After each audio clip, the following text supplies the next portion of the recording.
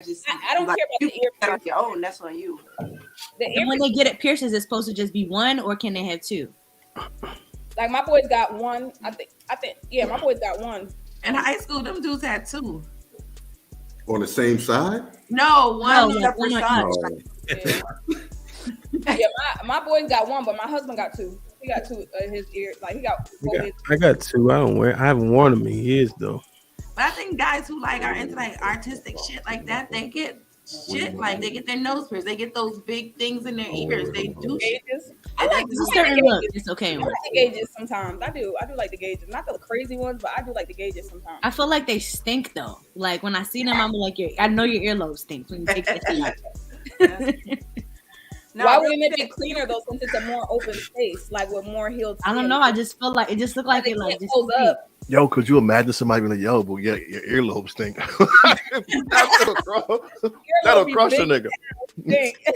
Yeah, my rough around the edges nigga got his nose pierced and he ain't gay. I don't know. I don't think it's gay, Isha. I don't think I think he is. I think piercings on a man can be feminine, can lead to that assumption. But if niggas saying y'all got them, then what He that probably mean? gay. That mean He niggas probably can gay. get those piercings, they can get all kind of shit and still be masculine, right? No. Hemp was rocking two big. I think Hemp was rocking the hoops in college. Yeah, wait. Hemp, not the hoops in the belly shirt. The belly shirt out. He had that crop top on. Had his neck out walking around like this. You know, let me explain something, y'all. Y'all not that funny, right? Like y'all don't have good delivery. You're like Shaq on Shazam. Yeah, let me tell you why. Isha can't finish the joke without laughing at it. That don't work. Damn, man. Yo, this might be risky. We here. We have some people in the building. Isha, what up, though? What up here? Hey, shit, regular. Mary, what's good? What's good? Hey, shit, I'm all right, man. Chief, what up? What's happening, baby? How you? I'm regular. I'm doing the right thing, man. Q was good. Ain't shit. What up, baby? Hey, you had that show, right? No, that show from last week was postponed and canceled. Put him in a fucking bedroom. Get him out of here. You know how the promoters do with this type of shit. You know what I mean? So it's like, it is what it is. Yeah. But this Saturday, if anybody is in Middletown, the Free Center, I'll be there. Come check me out. What time? I'll get the time to you. I think it's 1:00, but Bruh. Man, 1:00. I thought it was the evening. My shorty got a game in Westport. You need a manager, my nigga. Yeah. Yeah, I concur. I think we both need managers. Yeah. Real shit. I could use one, but I don't know. I don't feel like giving up that 10%. Hilarious. You know what I mean? I got a gig in Idaho, June 17th. Crazy. Yeah, Alex. I told y'all ain't that popular as you think y'all are. There's niggas in Idaho? I don't know. They got money in Idaho. Mr. White, what up? Yo, what's good? Ain't shit. Everything is everything. Everything is everything, my boy. You dig it? Hoops, Barbershop? Hoops. What'd you say, hoops? Barbershop? Nah, I'm growing my joint. You not I'm growing my joint. Wow. Okay. I'm growing my joint, man. You should say something to him when you see him in person. Alex, what up? Hey, Ham. Hey, y'all. You all right? I'm good. You are zoomed in. Why they say you wasn't zoomed in? I didn't think it was that zoomed in. Maybe I need to sit back. Now you can see the necklace, Adrian. I ain't never knew she wore a necklace. It was the view you had it on because I could see like shoulders and everything. I'm like, okay, Alex, I didn't even know you had shoulders. Hilarious. What's that on your necklace? It's a cross and there's a pendant. Okay. She didn't even know what it was. She had to look at it. Like, share, subscribe, tell a friend. Hit that like button right now if you can. That helps the channel the most. All right. So today we are exploring is woke culture fading. I've been seeing a lot of stuff in the news So I thought this would be an interesting concept and conversation to discuss. This might be risky. We're here.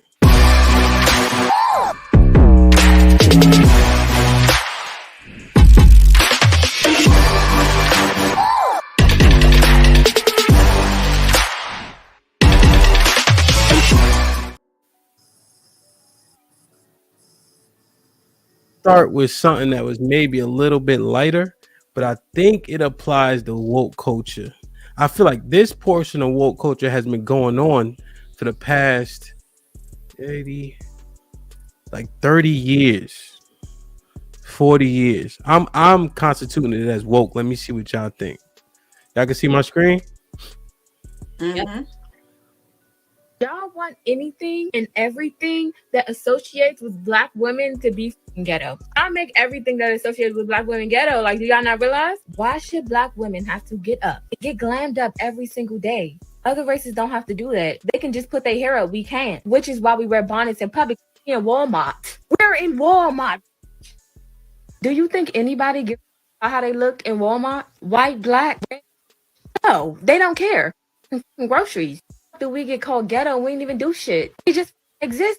All you did was look at me and I'm fucking ghetto. I didn't even say shit to you. You just called me ghetto because I got on a bonnet. So guys, that opening clip is a young woman defending her right to wear a bonnet.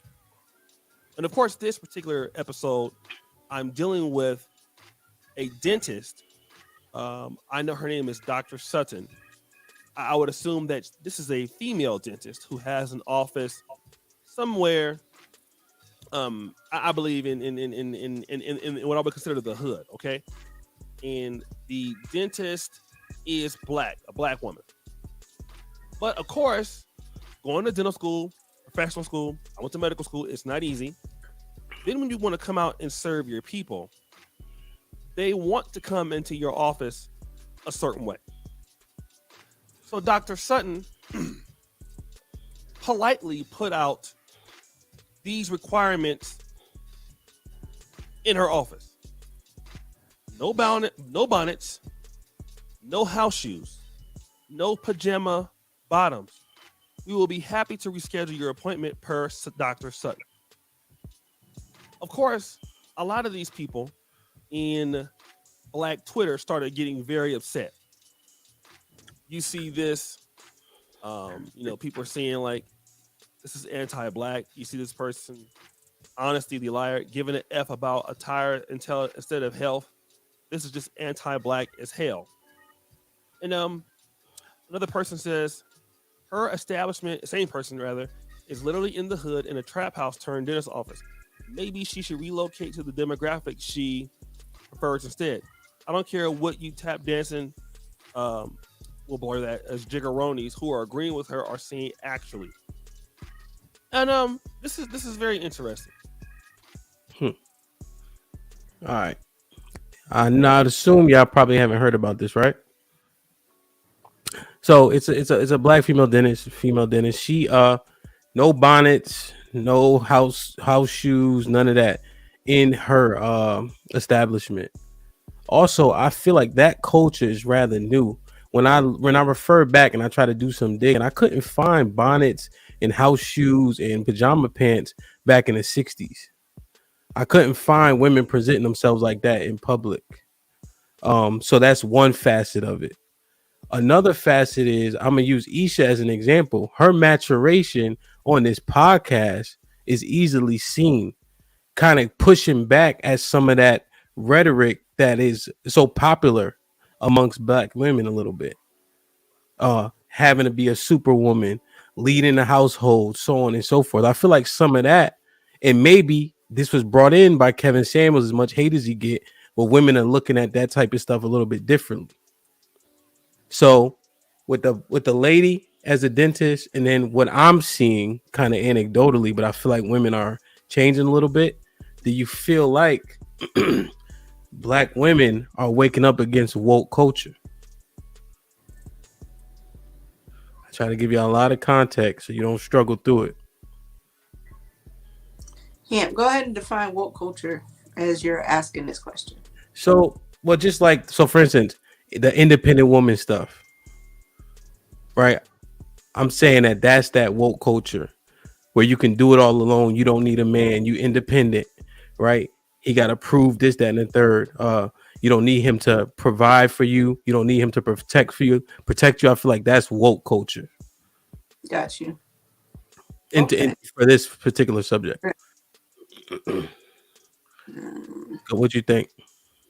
So are you asking, is the dentist pushing back against woke culture? Well, I would say yes, because in woke culture, all that's acceptable. Bonnets in public and having no drawers on with them pajama pants, ass flopping in the wind.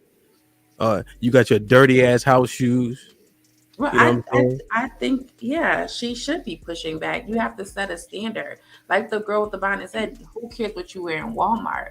But the same thing you wear in Walmart, you're not going to Target looking like that. So if she wants to set a standard so they don't come to her business looking any kind of way, then it's her business. Yeah. You wear bonnets in public? I hate bonnets in public and I hate do-rags. Shit like that. Shit like that. So the do-rag is unacceptable also. To me, yes. Is that with the age? Like if I got a do-rag in public, am I wilding? Or it's like a 16-year-old wilding also? Anybody who wearing a do-rag in public is wilding. My son, he has one on. I'm like, you're not coming outside with me. Okay. Chief, no bonnets allowed. You think black women are waking up against this woke culture? Because the lady in the video, she had a huge issue with it. So I'm not saying all, but I feel like there's a shift.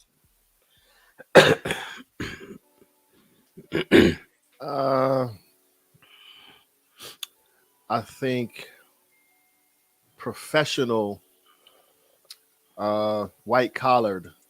Is that a term that can be applicable to women? Sure. Is a white collar thing? Okay, so I think more so the white collar job type women are pushing back against the woke culture. I think for the most part, the woke culture has taken over and is alive and well. Yeah. So no. So where do you think that the woke culture? So you think there's more black women that are woke than unwoke, and that can sound derogatory, but I think unwoke, from my perspective, is more positive than being woke. I'd say so too, but I think the majority of the black culture would go on the side of it's acceptable and okay to wear their bonnets. Okay, Mary, what you think about Chief's last point? I feel like this shit don't got nothing to do with no woke culture. You know what I'm saying? Like, I feel like it's just all about women just wanting to do what the fuck they want to do. Do I wear bonnets in public? Absolutely not. Do I wear pajamas in public? Absolutely not. Am I wearing house shoes outside? Absolutely not. They're called house shoes, pajamas, and overnight bonnets for a reason. But do I think that the dentist was wrong for what she did? Absolutely. But I also was following up on the whole story and all that. And her reviews, how she carries herself alone, was not following up what she was trying to force on other people. So, she was a dentist that was late, being late all the time, or like leaving early to go get her kids in her dentist's office, things like that. You can't try to, I feel like you can't try to have one standard and not follow them all. Okay. So she was exuding some similar behavior, although it wasn't clothing. Correct. You made a statement, women doing what the fuck they want to do. That sounds like a woke statement, no? But when I think about it, I think it's because the way I look at woke is actually people having real knowledge of real things that actually matter. To me, the whole who could wear a bonnet and who can't, I don't think that shit really fucking matters.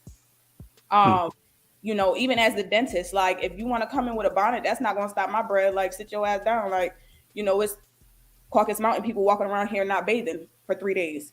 I mean, that's who I'm gonna turn away. If you got bad hygiene, you're not coming in here. You know what I mean? If you smell, that's what I'm gonna be concerned about. I'm not gonna be worrying about the bonnet that's on your head. Okay. So you don't think your presentation applies at all? No, I think it does apply, but not to the extent where, again, like they said, the area that she's in, you're going to not expect people to walk in a certain way. What does that mean? As in, if she has a dentist's office in the middle of the hood, That's what you're pulling in. You know what I'm saying? A lot of times that's what you're pulling in. So you can't not expect not to see it. Would you say that if you open a business in the so-called hood, do you need to drop your level of service and expectation because it's in the hood? Drop your level of expectation. But not your service? Your level of expectation, as in people are not always going to follow the rules. The people that come from the suburbs are not coming to the hood to your business. So you need to make the best of what you got. Okay. But your level of service should be like you're in the suburbs. Yeah, you should still carry the level of service that you want to carry, but do that for yourself. You get what I'm saying? Like carry your business a certain way because that's how you want yourself to be seen. But your level of expectation is something you see on somebody else. Okay. So the client and the service aren't mutually exclusive. No. The service should be whatever level you expect, and then the client can present how they please. Yeah, and then pick it. Like I said, pick and choose. But as far as like bonnets, that's so small. Like I said, my issue would be hygiene. Like if you actually smell, you know what I'm saying? I would put that on my door. Alex, do you think that the dentist, obviously Mary did some due diligence on the dentist, but do you think that she's trying to effectuate change by saying, hey, I have these expectations for my clientele? I too, like Mary, I'm familiar with the story and I saw the same thing. And yeah, the mindset of you as a business owner, you have to set the tone. You are a Black business owner. You are a Black dentist. You own your practice. You have to set the tone. You invite people are coming in whatever appearance it is based upon the environment that you create. Okay. For me, when it comes to bonnets, I think over time I've matured. I was the person, listen, I'm going to the store real quick. I'll put my bonnet on. I didn't want to mess with my hair. Now I wouldn't go outside like that unless maybe I'm going to the hair store, running in real quick, or if I'm in the drive-thru, I'm not getting out my car. I do feel though, and the girl was saying something about like she feels like they're always coming for Black women, and I do agree with that. But we have to understand we are not the same as white women. We cannot do what they do. As Black people, we always have to show up as our best self. We always have to make sure that we are in spaces and we are presentable. It is tiring, yes, but we don't get the same grace as other people do. So this is kind of, for me, this is kind of a ongoing tired conversation. Yes, there is the aspect of doing what you want to do, but you also want to be reared in a certain way. We cannot do what the same shit that they do. It's just not acceptable. And it goes for the dentist too. You want to run your business, but you also need to be on time. You need to have some professionalism. Why are your children here? All of that matters. And then you can't do what you're supposed to do, but you're complaining about me coming in with the bonnet because you still gonna get that insurance check. So it doesn't matter. But is there some credence to the fact that if you go to a 5-star restaurant, you can't wear sneakers and things like that? Or are you saying the dentist is totally different? I think people view the dentist as something different. And I just say that from my experience, having worked when I first graduated on Banning Road, Southeast DC, at a dental office, and the people that came in there for one practice versus when we were over in PG County, it was a completely different clientele. And it was like night and day of who was coming in and how they were appearing when they came into the office. Yeah. John the Baptist with the $5 super chat. Was good, bro. Let women wear their bonnets in pajamas in public places, and society can see the nature of that woman and move accordingly. See, that's what I'm kind of getting at. Like, is she stereotyped when women come out like that? And the lady that was mad about the bonnets acknowledged the fact that she don't see other women walking around with bonnets and stuff like that because I guess of the grain of their hair. They can just let it fall. I think she tried to insinuate. But isn't this the point? John the Baptist is like, so you see her how she's dressed, you judge her accordingly. But that judgment is probably negative, right?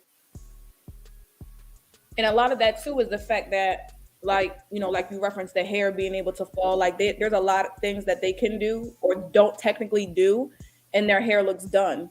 Like us, we struggle more to have to, if somebody canceled a hair appointment on us, and those people that got 4C hair where their hair look like a fro, to the public, that's unacceptable. So what's more unacceptable, my fro that I'm wearing or this bonnet? The bonnet. But I'm saying the bonnet, yeah. But when we're talking about these white people, they're not gonna like it either way. They're not gonna like it either way. You get what I'm saying? It's like, oh yeah, you walking outside with your hair not done. You know what I'm saying? So it's like It's damned if you do, damned if you don't. Well, white people don't even know if your hair's done. But that's right, unless you got some weave in or some braids. And they're like, oh, that looks cool. Is that your hair? But even then, in a lot of cases, there's been a lot of discriminatory things in regards to like black women wearing braids on the job. So you like to your point, you damned if you do, damned if you don't. You're going with your bonnet, you're going with your braids. They still discriminate. You think it's better or worse with the braids over the bonnet, or what? I feel like that's up to whoever's viewing it. I mean, I'm not gonna wear a bonnet. Hold on. Let me ask you a question, Mary. What? You think it's worse with the braids or the bonnet? I'm saying my personal opinion. I'm not wearing a bonnet outside. Let me ask you a question. You think the judgment is worse with the braids or the bonnet?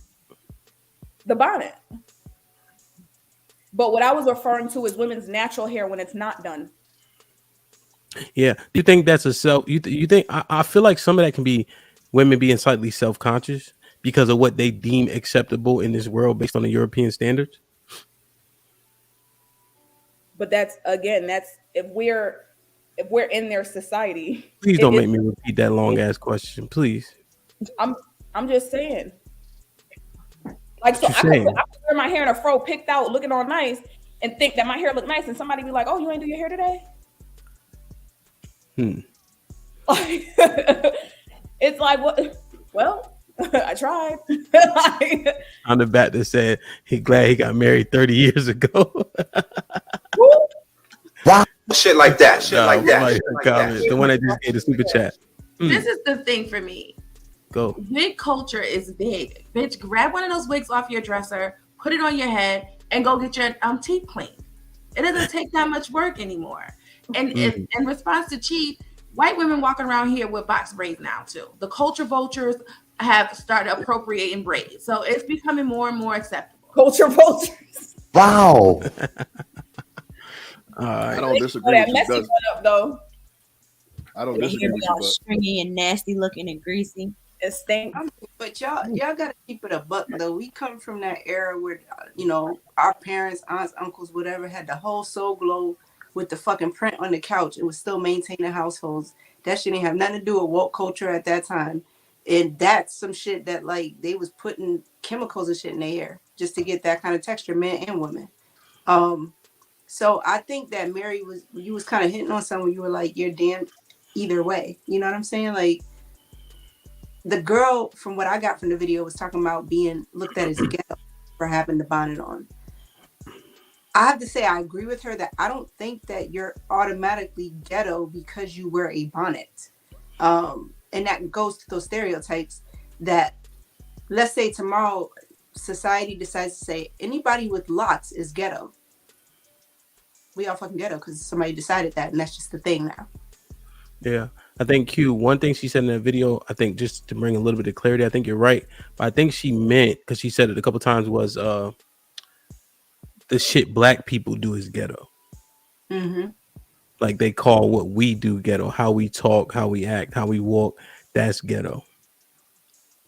Just in terms. So does that change it, how you look at it? If she said that as opposed to like the bonnet being ghetto, because she's kind of just saying our culture is deemed ghetto, right? And it is by us or by the white people though. Do ladies, do you, when you see other women in a bonnet, do you attribute that to negative or ghetto? Yo, shout out to Mike. Stupid. Nobody said shit about my chain, Mike. Just wow. Put him in the fucking bench and get him out of here. Read that, Hamp. Mike with the fucked up last name with the $10 super chat. Hamp, they say your chain look like a choker in the comments. Not sure if you've seen it. What an asshole, man. Wow. It be your own people, bro. Shout out to Mike for the $10 super chat. Go ahead, Chief. My bad. I wasn't paying attention. I was looking at that bullshit. I don't even remember, man, but that shit was funny. Damn, man. Oh no, I was asking the ladies if they thought when they see a woman in a bonnet, do they automatically attribute that as negative or ghetto, or you know what I'm saying? It depends on how she carrying herself, because I could see a chick in the airport right now with a bonnet on and her outfit fly and she look like she about her business. That don't look ghetto to me. That look like somebody who probably preserving their hair because they got, as soon as that plane dropped, they got a business meeting or something and they don't want their shit fucked up. See, that was but if she walking through and she looked dingy, like clothes just looking like she ain't washed her ass in 4 weeks, and she got the bonnet on top of it. The bonnet is just like the icing on the cake. So I just assume in my head, I assume like kind of like Isha was saying, I'm going to get a quick bite to eat. I ain't getting out the car, so I got my whatever on and my bonnet. You know what I'm saying? I think, and so in my head, I'm like, when most chicks get dressed up, they ain't wearing the bonnet. You know what I'm saying? So to like counter your point or just like give a different example of it. So when I thought of it, I'm like, most chicks wearing a bonnet usually running out to grab something real quick. They ain't stepping out to the spot, wherever that spot with the bonnet on. You know what I'm saying? So to your now, I look at it from your angle. Like if you in the airport, you styling on them with the bonnet on. You getting a bonnet to match your clothes though, Q? Like your fit? Like I'm gonna hurt him with this motherfucking bonnet tonight. Hey, there's people that be on that wave. I mean, obviously you're not gonna keep it on all day, but if it serves a purpose in that moment, and you look put together. You could tell the difference when somebody looks put together and when they just don't look put together. That's really gonna make me feel like, okay. They over there wilding. They over there on that bullshit. Or I'm gonna feel like, okay, that's somebody about their business. I'm minding my business. They mind their business. Doesn't faze me in any kind of way. Right. But I mean, I think that we as Black people do that often with each other. We stereotype each other, but where do we get that information from? Because Chaotic did that with me. If y'all play back the episode where he asked me who the first Black astronaut was, clearly he just looked at my image and forgot that I can actually enunciate and ask me a dumbass question. Yeah, like motherfucker, I read. Right. So, it is what it is. Yeah. Interesting. Like, share, subscribe, tell a friend. Hit that like button if you can right now. That helps the channel the most. Okay. So, just for consensus purposes, anybody up here, do we recommend Black women wear that bonnet in public? No? Everybody say no. No bonnets in public? You're on mute. I'll say if you want to wear your motherfucking bonnet in public, it depends on how you're wearing it and what you're doing in it. It's a time and place for everything. Bonnets outside, Isha? Like Alex said, if I'm just going to the store or going to the hair store, I'm going to get my hair done, acceptable. If I'm just like going like drive through.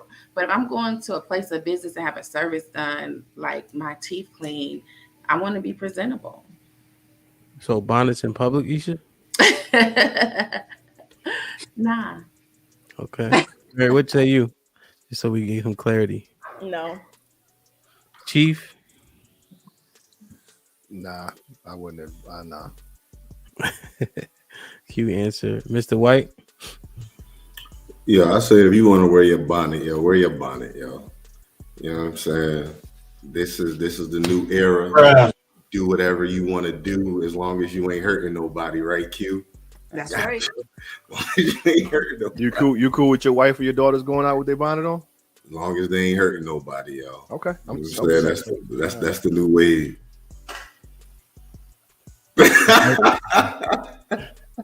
Put him in the bathroom here, please. Put him in the fucking bedroom. Get him out of here. Come on. Alex, what say you? I don't advise it, but I'm not judging you. Soft ass. All right. Let me share my screen, man. Y'all see my screen? Yeah. It might be a little blurry, but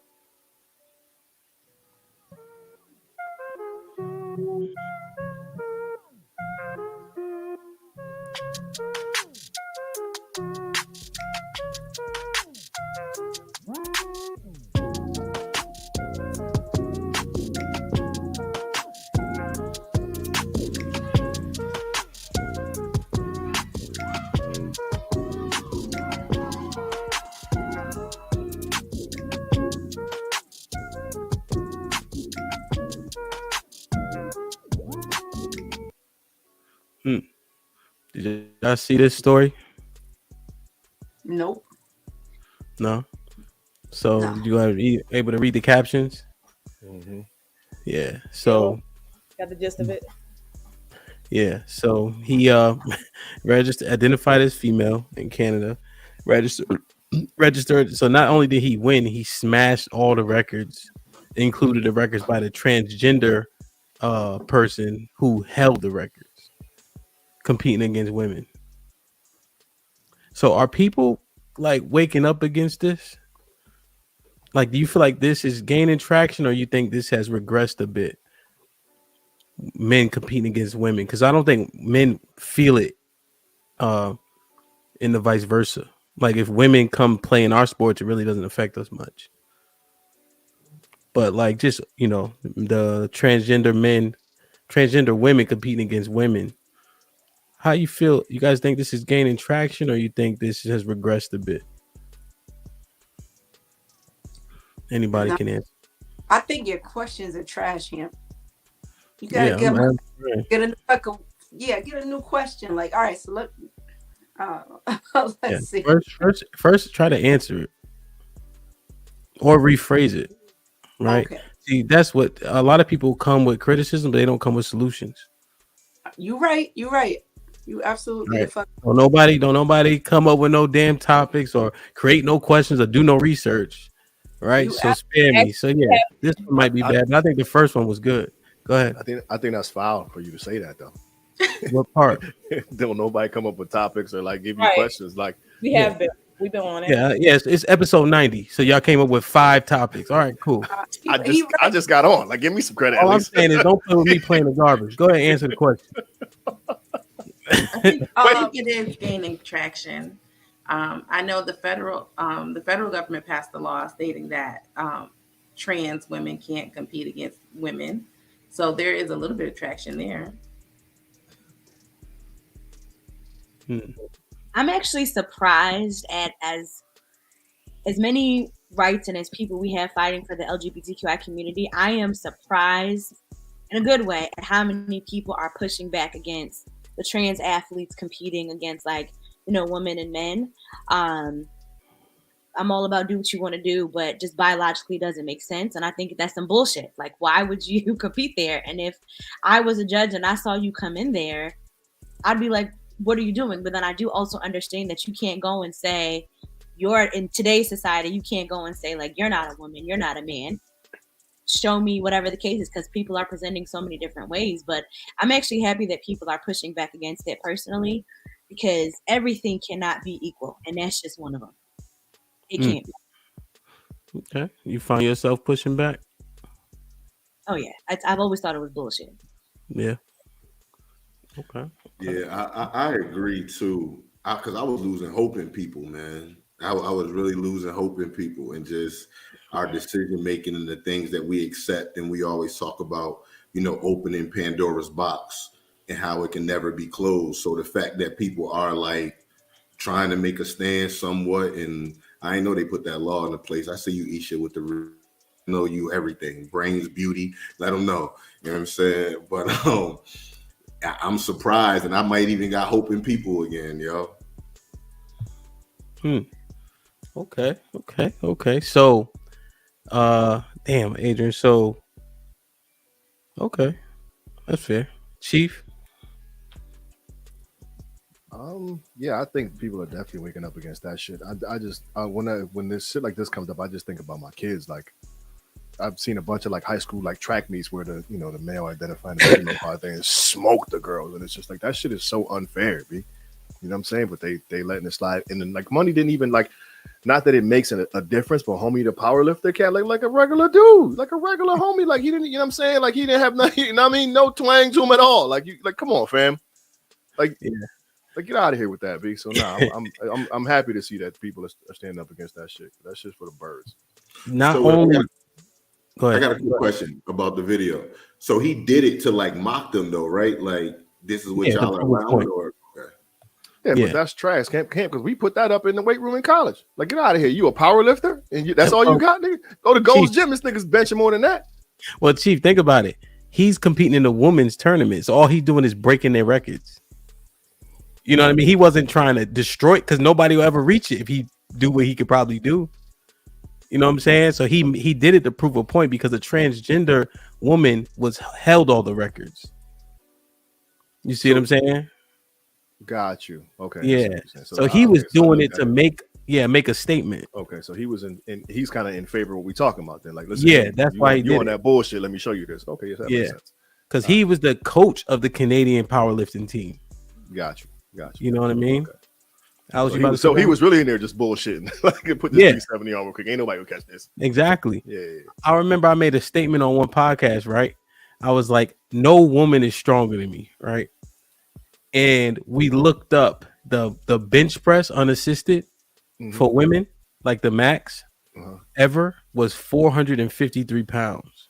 Shit. Yeah, that's great for a woman. But the most I ever did was 450. So not only was I just said it right, just kind of haphazardly, but it was pretty close to true.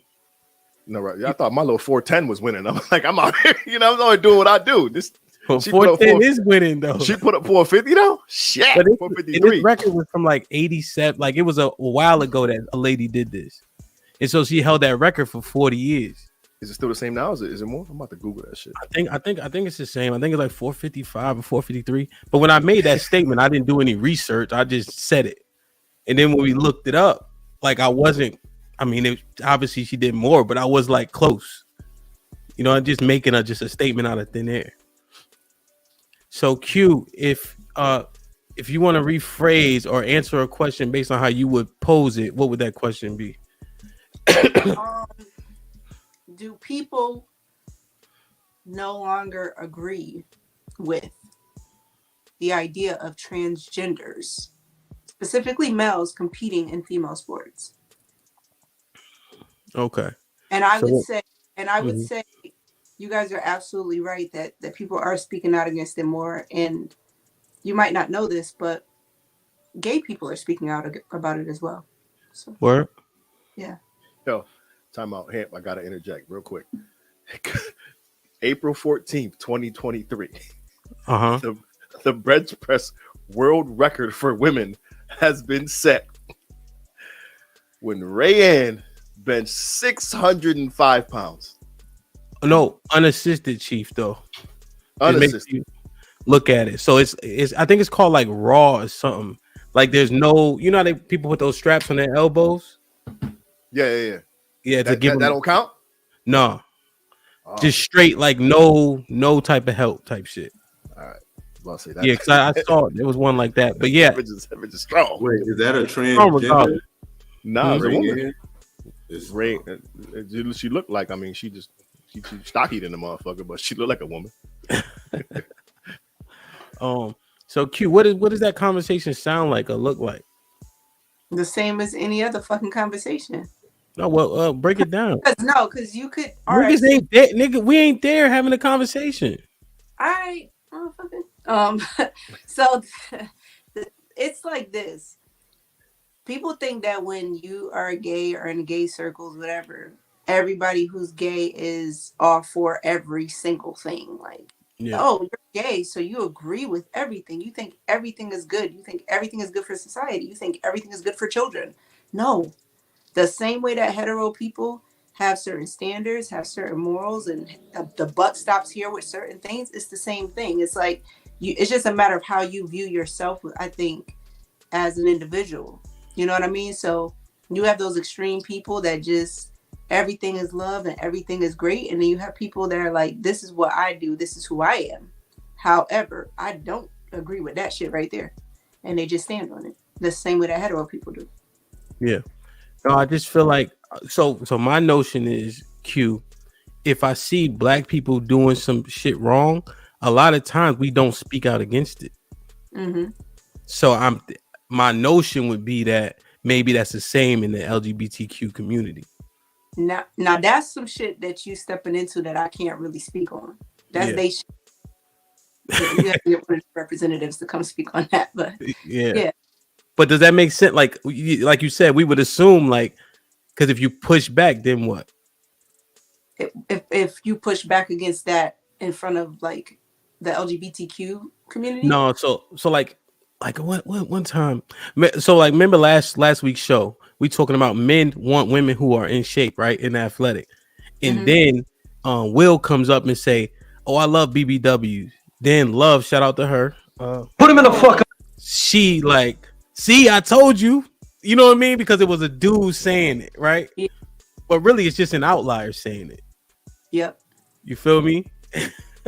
So I feel like if a person that is a part of that community and identifies as such speaks against it, people take that and run with it. You see what I'm saying? So I feel like people, LGBTQIA plus people, would be hesitant to speak out against it.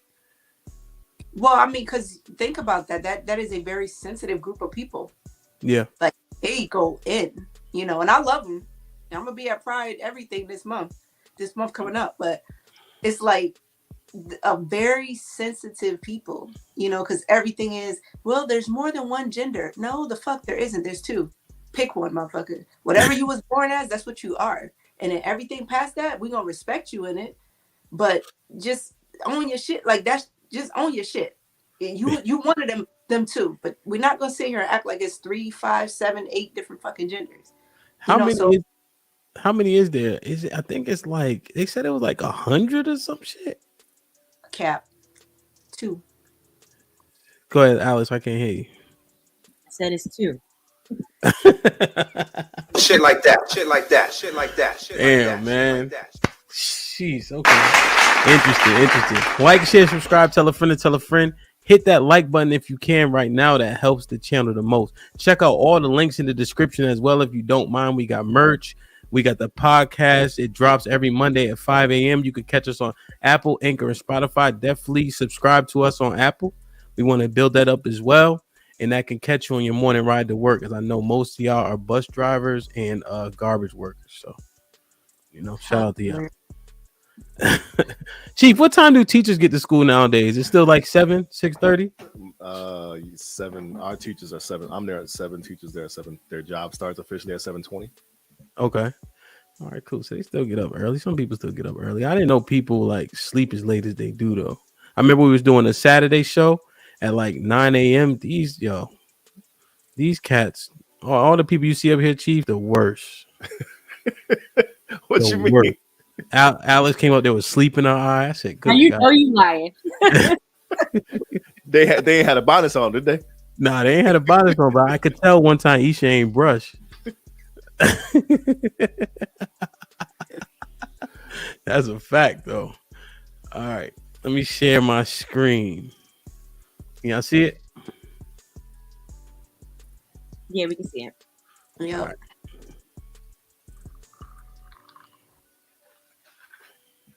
Lunch update for you here. BLM is going bankrupt. It's now being confirmed by multiple sources that Black Lives Matter is headed for insolvency, as the British media so graciously puts it.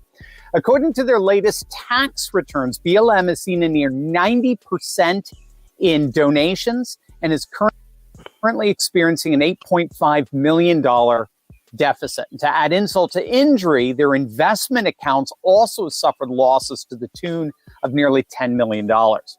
Now, this is all on top of the multiple allegations of financial misconduct and misuse of donations, especially involving the former head of BLM's family members and close friends. We know that co-founder Patrice Cullors used BLM funds to pay her brother $840,000 in, quote, security services, as well as another nearly $1 million to a company owned by her child's father for, quote, creative services. They bought a $6 million property in Los Angeles along with Cullors' massive real estate buying spree. She bought a $1.4 million home in an exclusive LA neighborhood where the vast majority of the residents are ironically white. It's been widely reported that she bought a total of 4 high-end homes for the tune of $3.2 million. So their money's dried up. Donations have imploded. They're in the red. So clearly things look rather dire for BLM, to say the least. Now, did you guys hear about this? BLM going bankrupt? No. Nah. So I picked this video because I feel like he gave the facts more so of what is actually happening. You know what I mean? So he gives more of his opinion as it goes on, but he gave the numbers. I think he didn't quite say it clearly, but the donations are down 90%. You guys caught that, right? He kind of like said it. So and they were at its highest at around when George Floyd was killed. You know what I mean? So that video gives you guys good perspective on that. Yeah. All right, let me share for the next. Are you guys familiar with the Jordan Neely situation? Nope. No, I'm being honest. Okay. All right. See my screen? Yeah. She felt like Jordan Neely was a threat, okay? And that this Marine did the right thing. Now, again, the woke race hustlers like AOC and Al Sharpton, of course they showed up to the funeral because, of course, they had to get their political photo op. Take a look. Thank you so very much. AOC, what do you think about Governor DeSantis calling Penny a good Samaritan? I think you should read a Bible. Thank you. AOC. Oh. There you go. Thank you.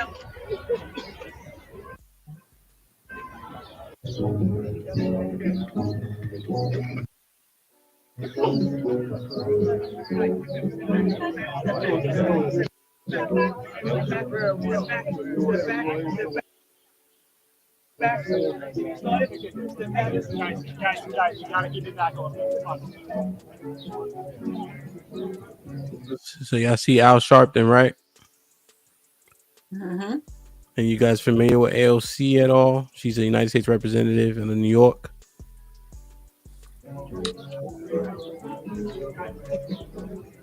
And Al Sharpton, he gave the eulogy, and again, unsurprisingly, he made it a political rally. Okay, it became a political rally where he openly pushed politics and tried to twist the narrative, twist the story about what actually happened with Jordan Neely. Basically, giving his version of what happened that goes against all the testimony that we've heard so far about the behavior of Jordan Neely on the subway. When I first got the call about Jordan and later talked with Johnny Green, who is pastor here, and Johnny Green told me of how Jordan's mother was killed. And her funeral was right here. And Jordan sat right there and watched his mother funeralized, who'd been chopped up. And he'd never been the same. Jordan was not annoying someone on the train. Jordan was screaming for help.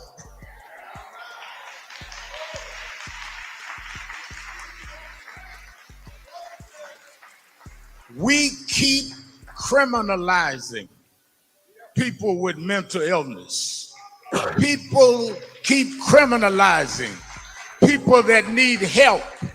They don't need abuse, they need help.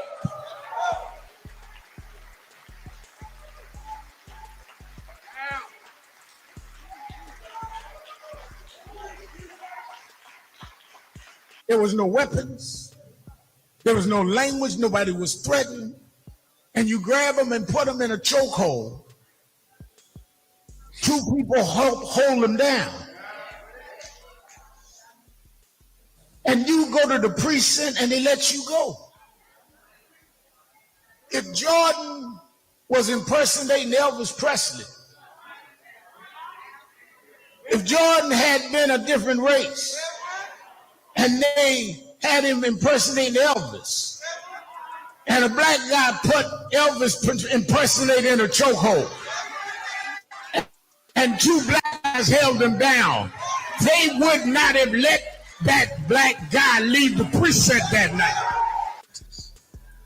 Say that the man that... So, is anybody on the Q says she's not quite familiar? Is everybody else familiar with this situation? Did you guys see the video? I just know that he was choked out on the thing. Was he like having a mental health breakdown on the train? Like, well, they said he was yelling and fussing. One lady, a black woman, actually came out and said the gentleman who choked him out to subdue him was a hero because they said he was being threatening. Again, this is all kind of alleged. And so the gentleman who choked him out, his name, somebody drop his name in the chat real quick. He held him. I think it was like 2 or 3 minutes, choking him until the train stopped and the police arrived. I know that they said somebody who was helping subdue him said, "Hey, you're gonna kill him if you keep choking him." That's alleged. That was said, but he continued to hold him. The gentleman who was choking him out, he was released. He was then later charged. He's a U.S. Marine. I think over the course of 3 days, they raised $1 million for his defense. Mm. Let me show you guys real quick.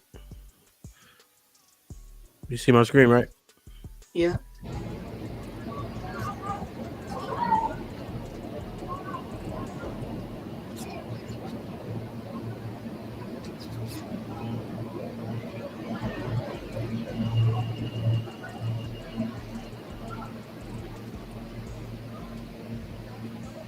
So he's probably out. Oh, no.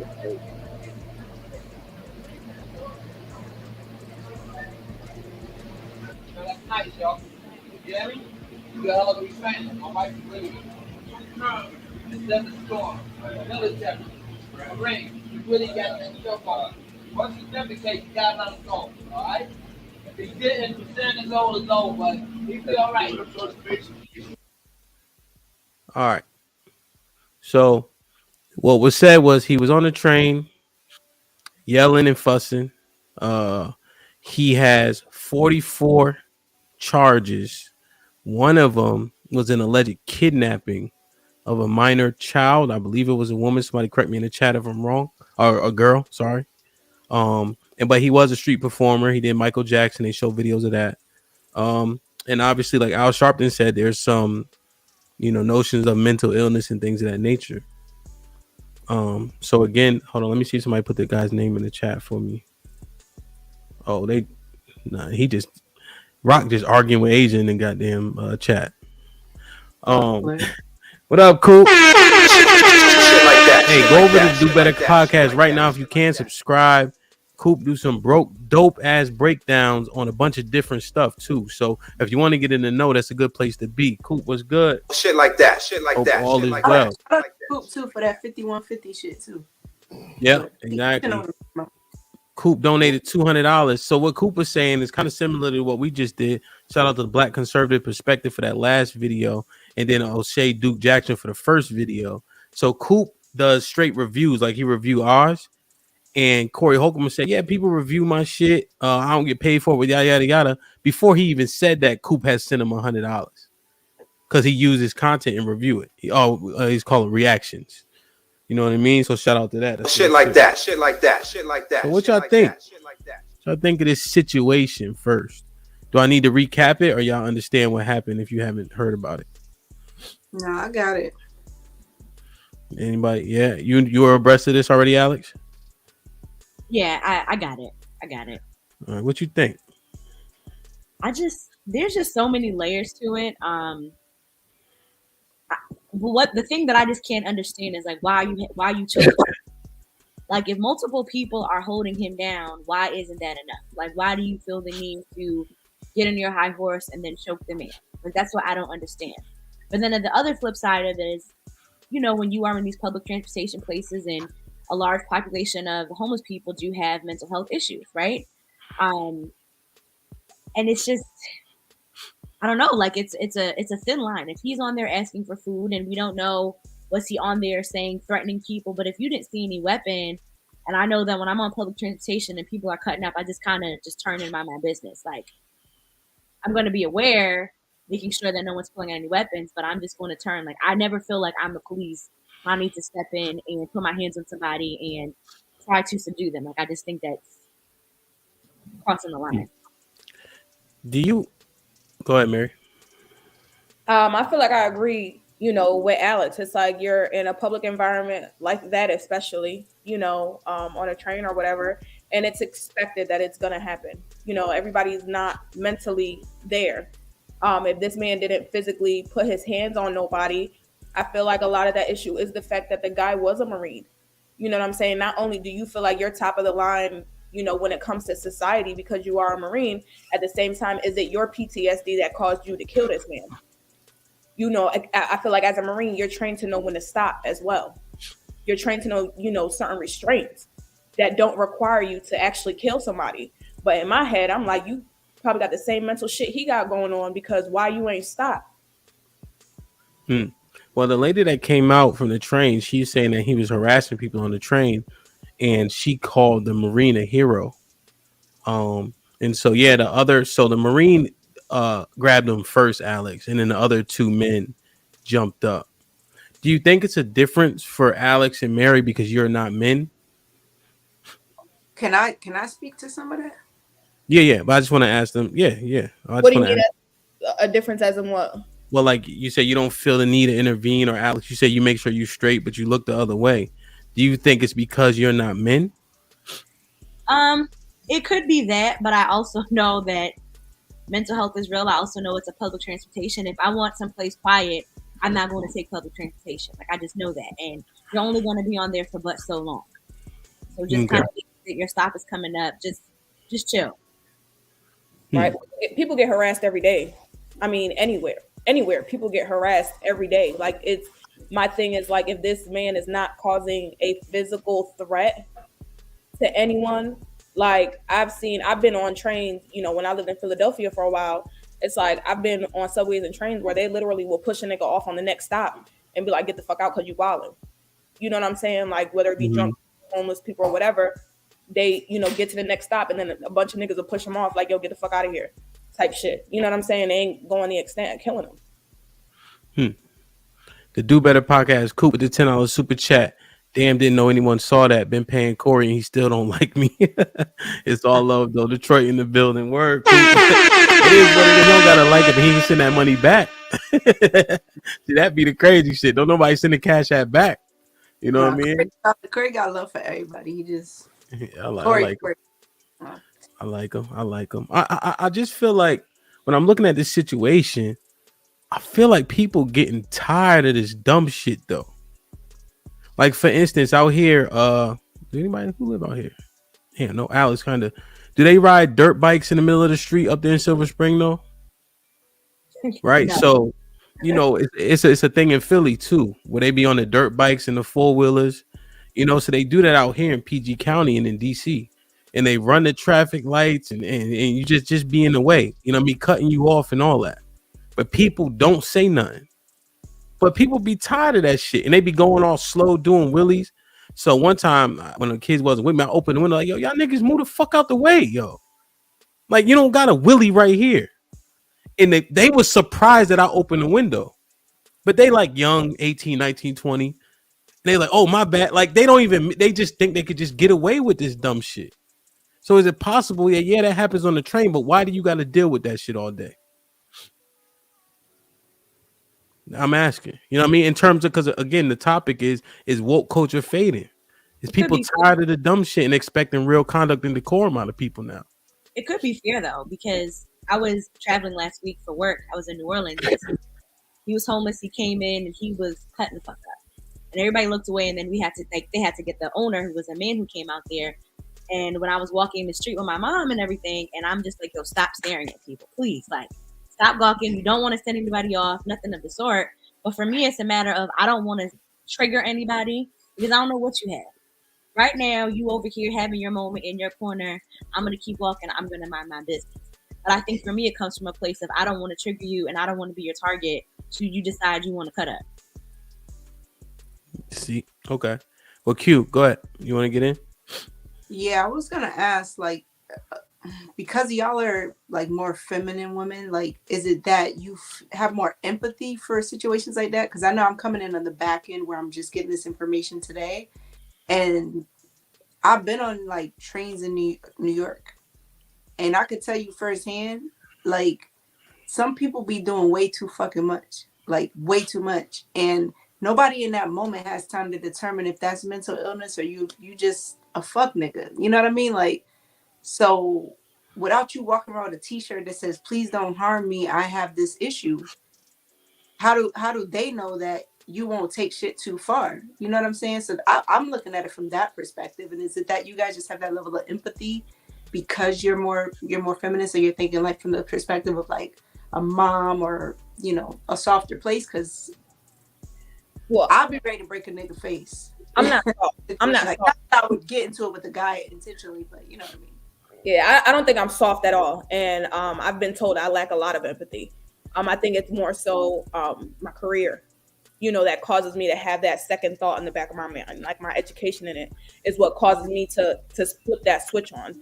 Like it has to do emotionally, but more so logically, in regards to what it could be, because it's always going to be a 50-50 if you don't know. Yeah, I may want to smack the shit out you, but come to find out, it might be somebody that, has all these mental illnesses, and I'm going to fuck the jail because you got all that shit on paper. You know what I'm saying? So I think it's just that part of my brain that flips because of my education. Gotcha. Yeah. Can I read that super chat?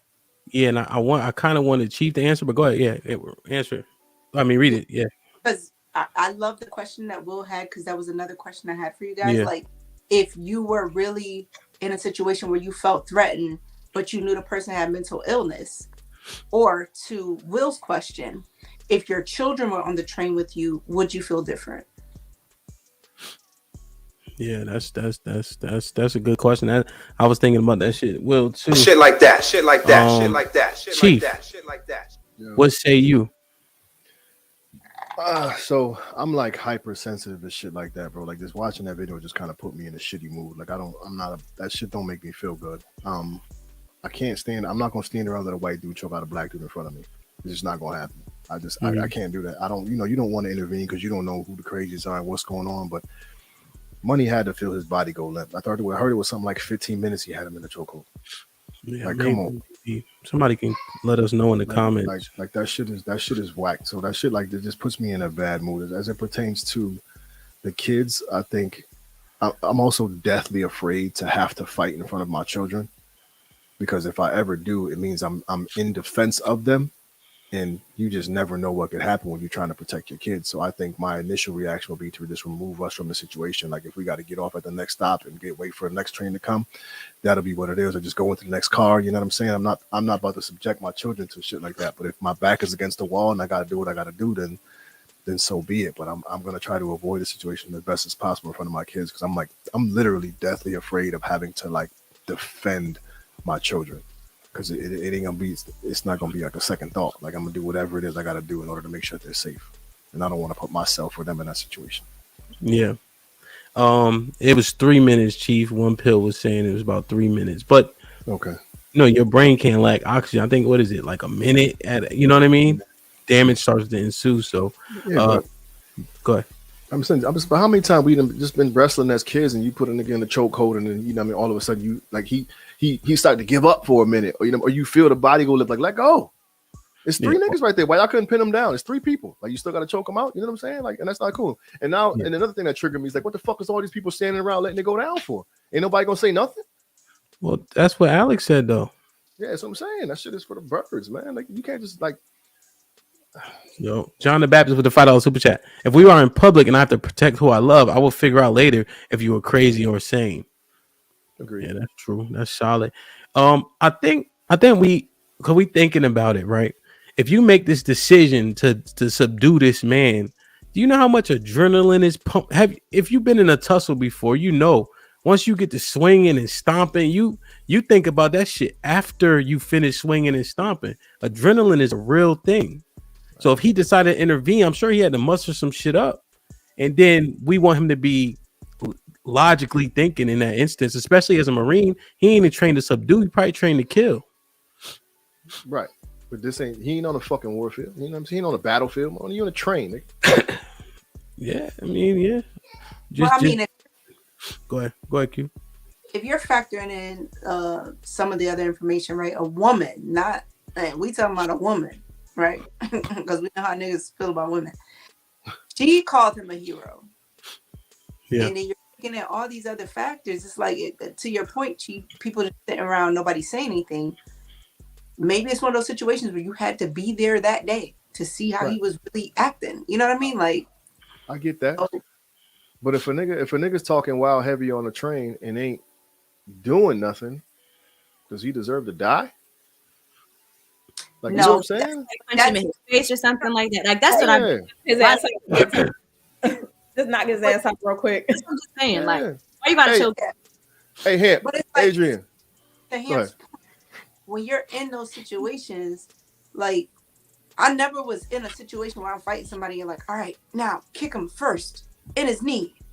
Boom, got him. Like, no, nigga, get you off me any fucking way I can. That's it. That's all I got. I'm going Adrian Hamp. Let's pin this nigga. Let's have this nigga up real quick so he don't wild out on nobody. I'm not. You know what I'm saying?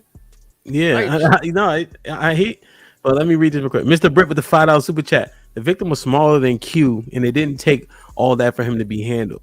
White people know how to play and crazy with, and who not to try. So I made that point on Chaotic Podcast. Actually, shout out to Chaotic Truth. I'm like, if it was me, I don't think that white boy would have tried to choke me out. So I made that point as well. I feel like people will choose. Will saying maybe he wasn't trying to kill him, but yeah, I mean, Chief, yeah, maybe we would be like, yo, let's grab him up real quick.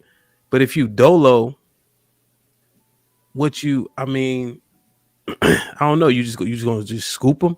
Again, if you're back against the wall, you do what you got to do. But your mission ain't to kill the nigga. Like, you know, like we can fight. So maybe this nigga couldn't fight. I don't know. Maybe he had a mean choco. I don't know. You know what I'm saying? Like, I'd have probably hit him with a 2-piece real quick and then see how he respond to that shit. You dig what I'm saying? But I ain't thinking about smashing him out. And again, with my kids on there, I'm seriously afraid to have to defend my children. So I'd probably just remove us from the situation and let the rest of the niggas on the train deal with it. Because if I got to get involved, it's gonna go all the way down in front of my kids. But like somebody said, it's like a power trip too. Like, you're a Marine. Like, you should know how to handle these situations without killing somebody. A Marine? No. Yeah, hey Q. Marine? Hey Q. Not no devil dog, nah. Was the woman who called him a hero black? Yeah. She was. So then, I mean, not that, you know, there ain't those type of but black it's a people. woman. Like, women are easily intimidated. It's a woman. Like, you were scared. Like, But that also kind of affirms Q's point where it's like, we weren't there. You know what I'm saying? We don't know what the fuck happened. That lady, you know what I'm saying? That lady could have been legitimately in fear of her life, and she's thankful that this brother stepped in. You know what I'm saying? But it could have been simple of him just talking a bunch of shit and she fearing for her life. But I'll say, to further the question that's scrolling right now, if that is the case, it goes to my opinion about all this Black Lives Matter stuff and all these activists. A lot of times we got to take stuff with a grain of salt, because to that point, you're not there. So you don't know if people are just like, oh, this is another situation to get Black people all riled up. You know what I'm saying? Like, so we be the most extreme, because like y'all saying, oh, people stood there, they didn't do anything. Oh, he was smaller than Q and got choked out by a white man. All those factors. That's why I stopped watching TV a long time ago. All those factors, you know what I'm saying? That shit plays a part in how we perceive information, and all of it is very extreme. So it's like, I'm just getting this information today and trying to just analyze all of it and look at it from a realistic perspective as possible. Like, if I was in that situation, y'all already know how I felt about, you know, the female officers showing up and all that shit. Yeah, not saying he deserved to die, but if he getting choked out and that shit went left, unfortunately it went left. We was just happy that you restrained the nigga because he was doing too fucking much. You know what I mean? But so yeah, you would have let it go down, Q? I think a lot of stuff gets played up to pander to race. You know what I'm saying? Like, and how Black people are gonna take that. Like, oh, we're gonna pin it so that we show it's a Black and white thing, and then we'll take it here and we'll leave out these parts, but only the people who were actually there know this stuff. You know what I'm saying? Like, and the odds of those people coming forth to be like, nah, y'all don't get it. Fuck Black Lives Matter. This what really happened that day. That's very slim. Nobody's really gonna come out in large numbers to get the full story from their perspective. Once the media gets a hold of it, once social media gets a hold of it, it takes off like a fire, and then you find we're back on these conversations about how this should never happen in America, with, to Mary's point, a Marine who should know how to handle himself in that situation. No disrespect, Mary, but fuck all that. You know what I'm saying? He's not supposed to know all of that. If he was a police officer supposed to be diffusing the situation, that's different, but that's not his job in that moment. You know what I'm saying? They really are trained to kill. So he happened to get the wrong hands and wrong fucking day. It's like, fuck around and find out. If that was a situation, there you have it. That's how I see it. John the Baptist with the $10 super chat. We have to recognize that if you hurt someone in this situation, you can be held liable. If this dude is dead, he can't sue nor can he hurt anyone else. Judged by God in 12, not carried by 6. I feel like John, that that's a lot. I feel like that kind of. I feel like his sentiment is kind of like yours though, Q. Even though Okay. it's not super cohesive, but I feel like I know what he's saying. One more. In quotations, lady called the Marine. How long was the train ride for these murdered? They're saying they choked them. They said 2 or 3 minutes, 3 minutes, 3 to 5 minutes, and I think the next stop was maybe. I think the whole ordeal was maybe 10 or 15 minutes. If that's what you're asking. Oh, shout out for the $20. Shit like that. Wow. Shit like that. Shit like that. Shit like that. Will with the $5 super chat. The personal safety of me or my children supersedes any empathy I would have for this gentleman's mental health. That's a fact, though. Shit like that. Shit like that. Shit like that. Shit like that. Yeah, like that's a fact. Let me ask you this, Q. Would you have, with the limited information you've been given about the situation, would you have said or done something about him being choked out for X amount of time? Or would you just been on the train like the nigga was wilding, getting what he get? Yeah, definitely the second option. Like if you you know what I'm saying? Like I'm not saying nobody should just go around killing people. You know what I mean? Like if he got punched out, that's cool too. But he didn't. You know what I'm saying? That's just how I would see that. But he got dealt with. Like in a situation like that, we have to be realistic. Like if y'all, I mean, I know you probably feel like, well, if I was done there with my kids, I'll just wait to the next stop. What happens in a situation where you can't? What happens in a situation where this nigga brushing up on you? Now he face to face with you. Are you going to have in that moment all the right tools if you hear one of your kids start to cry? No, this nigga about to get washed. And if you knock him out and he happens to die accidentally because you didn't know that he had, 4 brain surgeries, that he cannot get hit on the left side of his head no more. Nobody knows that stuff. Now I'm saying that it doesn't make it better because you're black. That's still murder, right? Yeah. So the comments to that point, Q was saying if he was black, he'd be in jail. I think he got charged with manslaughter. I could look it up real quick. Somebody do me a favor. One of the moderators, look it up for me real quick. I think he was charged with manslaughter. Mike, you with the $5 super chat. New York does not have a stand your ground law. He killed a man. That Marine belongs in jail. And I think he was charged with manslaughter. Somebody fact check me on that. Isha, go ahead, Mr. White. No, I was saying, yeah, that's a fact. Word. I agree too. He need to be locked up because, and if we're only basing it off of the information that we know, so the kids piece cool, but he didn't have his kids with him, and he didn't touch nobody, and you killed him. Like, throw that man under the jail. And if I was there and I didn't have my kids, nobody is going to kill a black person in front of me, especially a black man or a black woman in that situation, right? Even if he's wilding, okay, you got him down, like, okay, he's good. I don't like people being like taken advantage of. You know what I'm saying? So like once he's down, you got three people on him. All right, like get off his neck. You know what I'm saying? Get off him. What's wrong with you? So that's my 2 cents. Ish, what say you? Well, as a woman, if I'm taking public transportation in a city like New York, I know the possibility of bumping into somebody with mental health issues. So I'm going to have stuff on me that's going to protect myself. Mace, whatever have you. Like Adrian, I don't think he should have been choked for that long. Rock said, oh, go ahead. Go ahead, Ish, my bad. Yeah, I don't have nothing to say. Nah, so Rock said he is facing a felony charge of second-degree manslaughter. He could receive up to 15 years in prison. Penny is currently free on $100,000 bail. So I said Kid Rock put up $1 million for the bail or something. And I know $1 million was raised. So you saw Al Sharpton, right? You saw what he said. He gave the eulogy, which throws me off. I didn't know people you don't know give you a eulogy. Also, Dr. Umar on his Twitter. He posted that video I showed you guys. What is it called? The caption had his dates of appearances. That's it. So he's gonna be in Chicago this date, Tampa this date, like, you know what I mean, like his tour. So it didn't have anything about the video, just used the video as clickbait, and then had the tour dates on it. So I do the same thing. I'll post like a stupid video on Instagram and like meet me at the park at this time or this club. You know what I'm saying? So that's that kind of that part of that question. Along with Black Lives Matter, you see what they were doing with the money.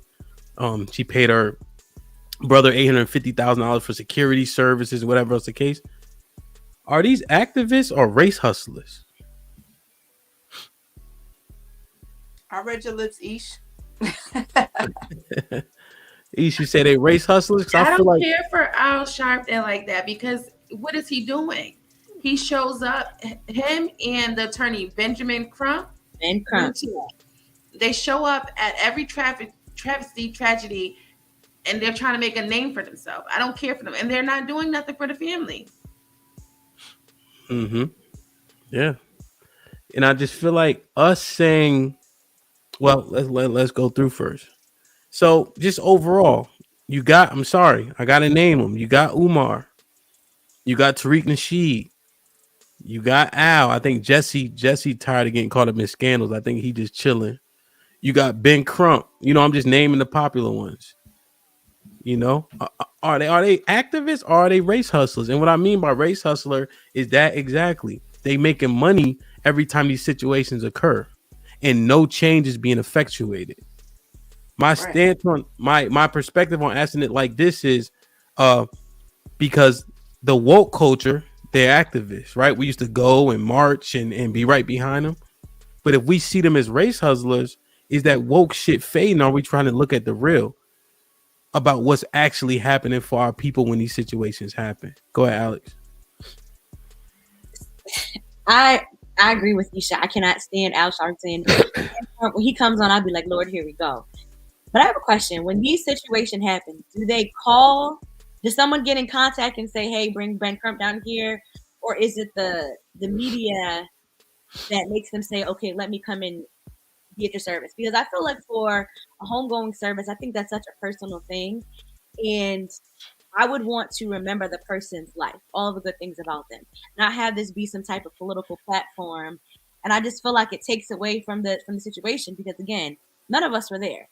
So maybe it was a race thing, maybe it wasn't a race thing. But then when you throw that the Black woman who supposedly asked for the help was there, she was a woman of color. I just can't. I feel like they're, would you say, Hamp, race profiting? Race hustlers. Race hustling. Like, it's too much. And it's almost to the point of like, here we go. It's like, it's political game for me. And I absolutely hate it. And every time they come on, I'm just like, oh, why? Yeah. What you think, A? Are they race hustling? Or are they really got a real genuine agenda? Yeah, they race hustling, man. And I say it again, I'm proud of my people, yo. Like I'm proud. We not supporting Black Lives Matter no more. Like I was really losing hope. I was afraid. Remember we did that show and I was like, yo, I'm afraid of the world that I'm raising my kids in because of the things that are being accepted.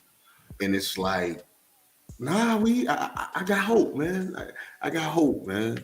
So definitely, and I'm gonna let y'all know because I'm probably gonna end up changing the world. Yo, don't let Al do my you do my eulogy, bro.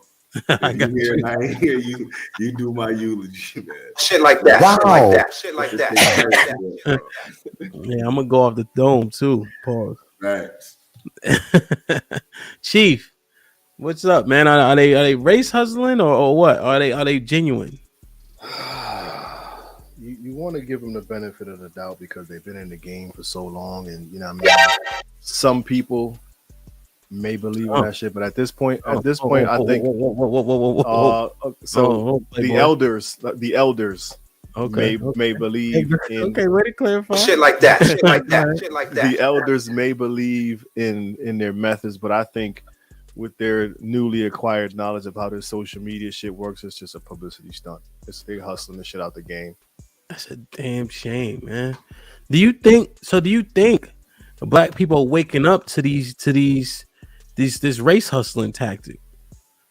Like, do you think that, and we're using Jordan Neely, God bless his dead, as an example, like, are people overall, and even black people, now tired of the antics and this so-called ghetto shit that we always a part of?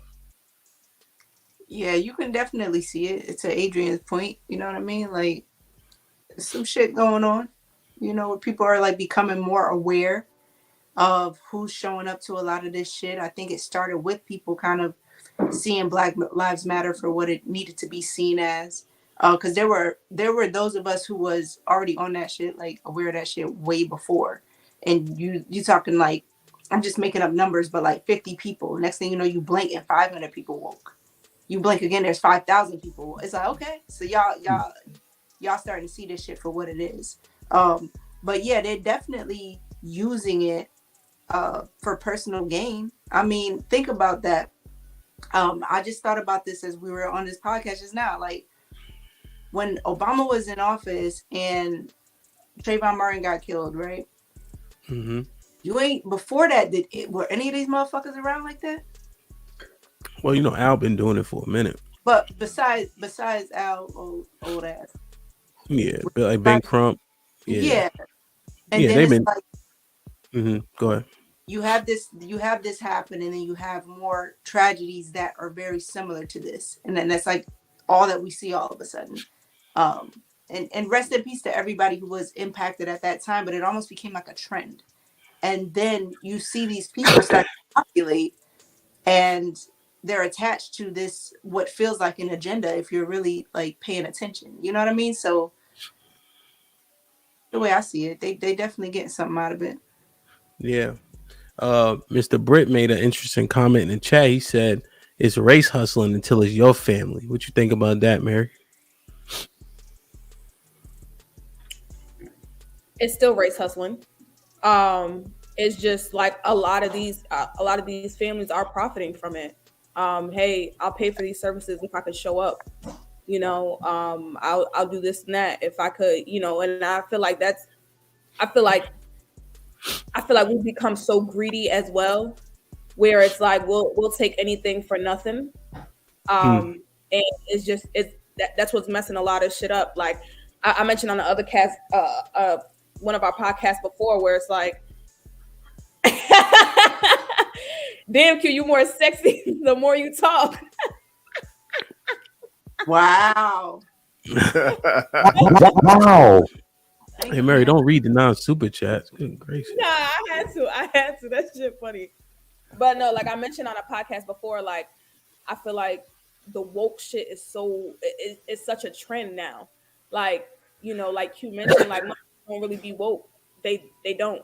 They just following whatever trend is going on and just repeating little tweets and shit like that they see and don't really have no knowledge of no real shit. You know, like I said, like these families is getting paid for it. There was another comment in the chat said, black people will beat another black down quick. Al and Umar are legends in the community. Stop it. Is that thinking? Is that true? Are we beating them down, and are we turning against them by telling what we deem to be the truth? So let's put it like this, Q. I mean, like I said, I want to give old boy the benefit of the doubt, right? Mm-hmm. We're speaking specifically of Sharp. But like, what has been the benefit of his presence? Who, Al? Yeah, I couldn't tell you. I think more people got lap bands since he lost weight. So that's my point. Like, what has been the benefit of their presence? You just drawing more attention to an already terrible situation, but there's no real benefit behind it. Like, you know, you showing up to, like, how empowered do you feel if it is your family and Al Sharpton pull up to the funeral? Like, motherfucker, my people still going. Like, it don't make no difference. You think what I'm saying? So, like, I don't understand. So that's why you got to call it. The money do. That's what it is. Yeah, I forgot about that piece. Like, if they paying the family to show up, depending on people's situation, can you really knock them for not taking that bread? The family you're talking about. Yeah, like family, because I don't know how it works, right? So like, is his people reaching out to the family? Hey, I want to come do the eulogy. We're gonna give y'all $250,000. Right. You know what I'm saying? So if they're gonna give my family $250,000, you can't do. I'm gonna take that $250,000. I got pull up. Yeah, more than likely there was no life insurance on that man. You know, with the state of what they saying he was in, I'm sure there wasn't no life insurance on the man. So it's like, hey. Yeah, but even off this whole situation is a hustle, right? Because it's like they hustling on one end and then the family getting the bread on the back end. So if Attorney Crump show up and be like, well, we can't replace the life, but I can give you this piece of money, which is basically what he does, right? Y'all hustling. So are they sellouts? Is the value family a sellout? What happened? But is the family a sellout at that point? Absolutely. On one end, listen, if I die and and whoever want to talk, they're gonna give my wife $250,000, $500,000. She better take it and let them say what they're gonna say. I'm gone. Nah, that's bullshit, Adrian, because you just said, well, I wouldn't let a black man lose his life in front of me, right? Why is that? Because his life has value to you, right? Mm-hmm. So if you died in that way, we ain't talking about you just went in your sleep or whatever, or you have fucking liver or kidney cancer, God forbid. We talking about how you went out. Yeah, she would be a sellout in that situation. Nah, she would be following the order. Benefited from how that went down. Because they're making a mockery of you. If you want your family to have that bread, get the right life insurance. You can set up. So here's the thing, and then you got to look at the number I'm saying, right? So my life insurance policy is crazy already, but that's still $250,000 more to let one of them niggas speak, and then you got to look at my situation too. Nigga, I got 12 kids. You know what I'm saying? Take that $250,000, nigga. You a fool if you don't, wife of mine. Let Al come, let Crumble come, let whoever want to do it, because I'm going anyway. Okay, but is that a sellout situation? Okay, so but is it a situation? And I guess I can see it making sense in the realm of black bodies who die every day at the hands of unfortunate circumstances.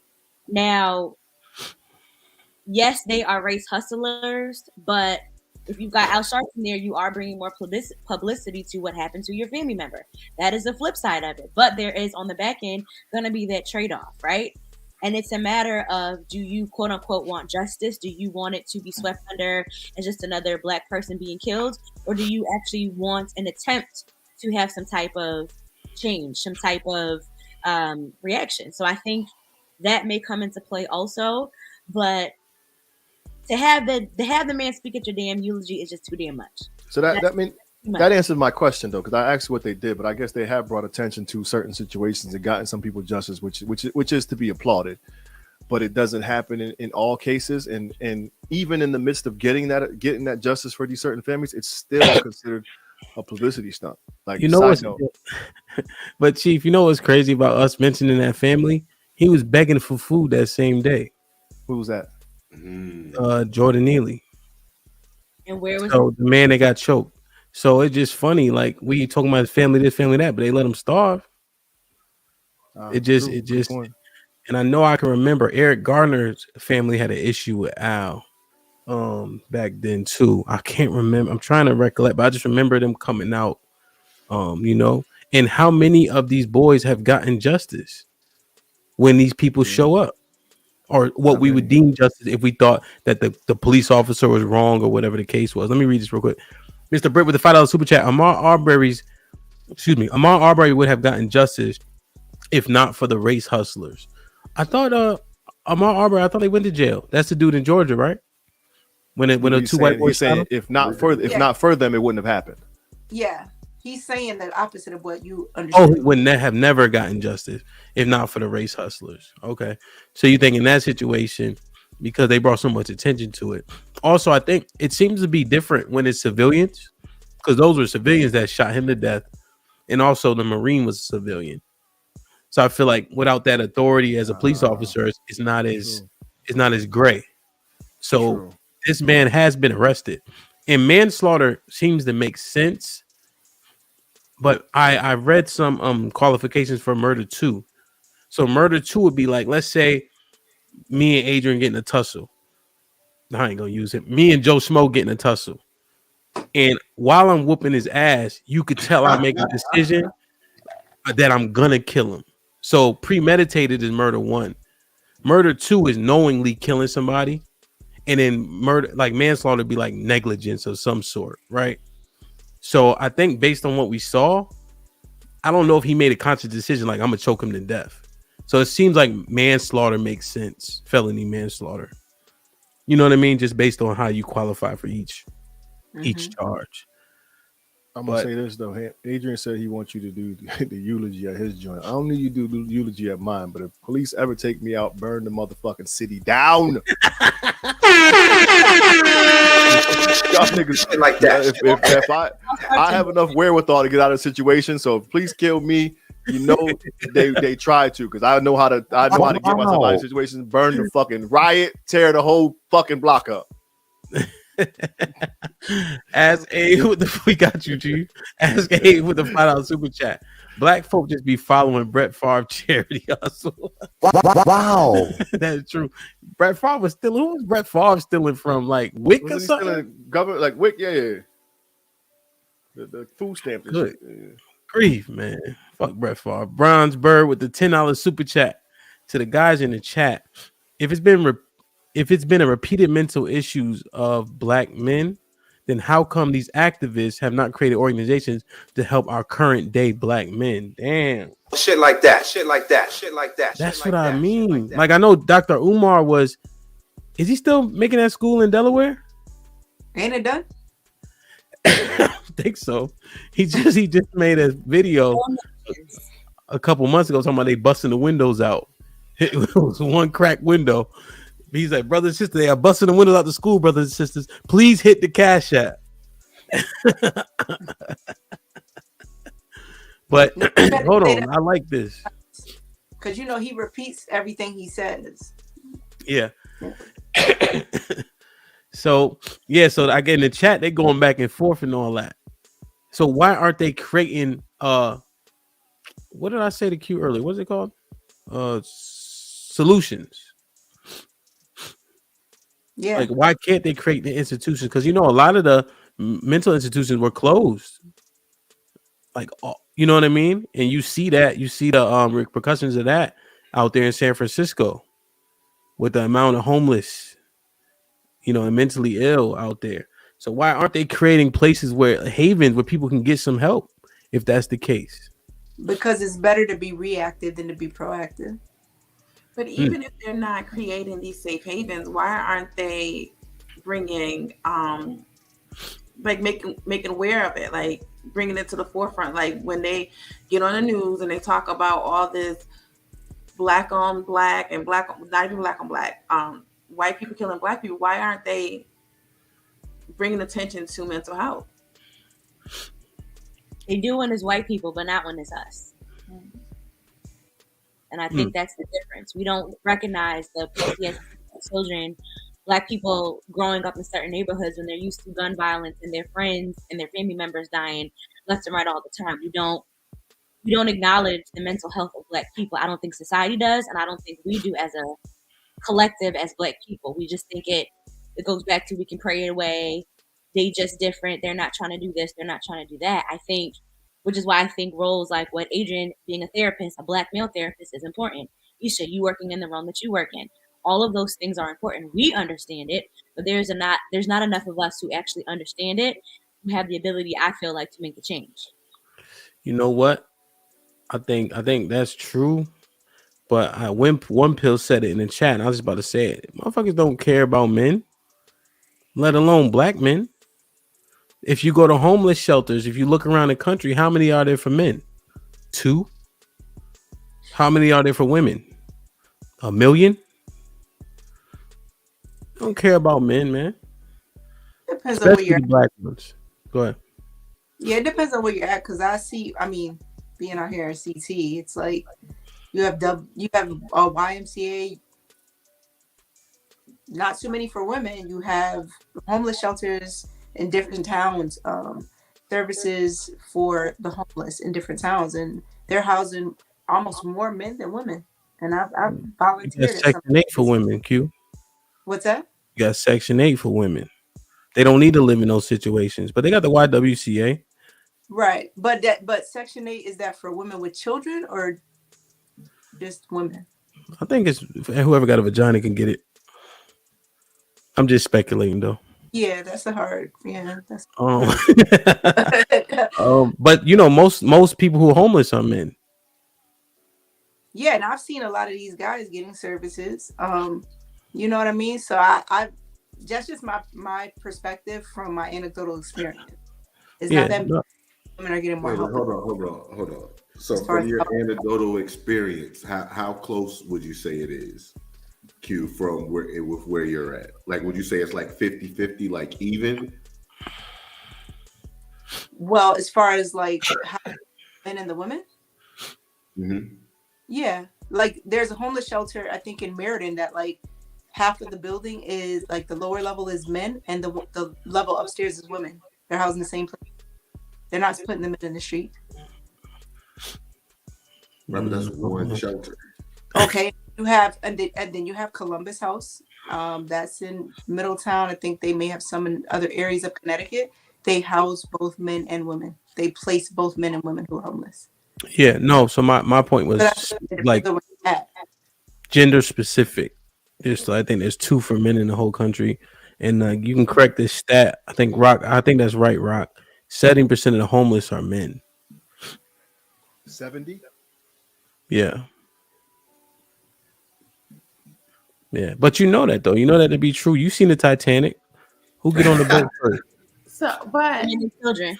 So I do mental health care management, and I do a lot of connecting men, women, homeless to services with substance abuse and homelessness. But a lot of men don't want to go into shelters because they don't want to follow anybody else's rules. I don't think it's more so they're not available. If I'm on the street, I can still do what I want to do. Once I go into the shelter, I have to follow somebody else's rules.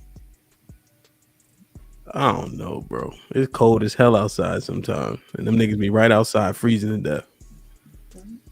By choice, to Aisha's point. I mean, I've heard. I think it's by choice. That's what I'm saying. I prefer to go to jail because they know they got shit in there.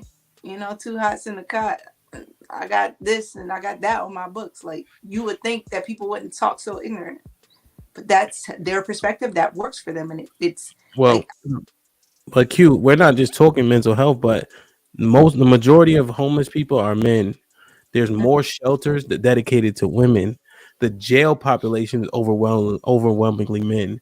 Suicides are men, overwhelmingly. So that was just one facet.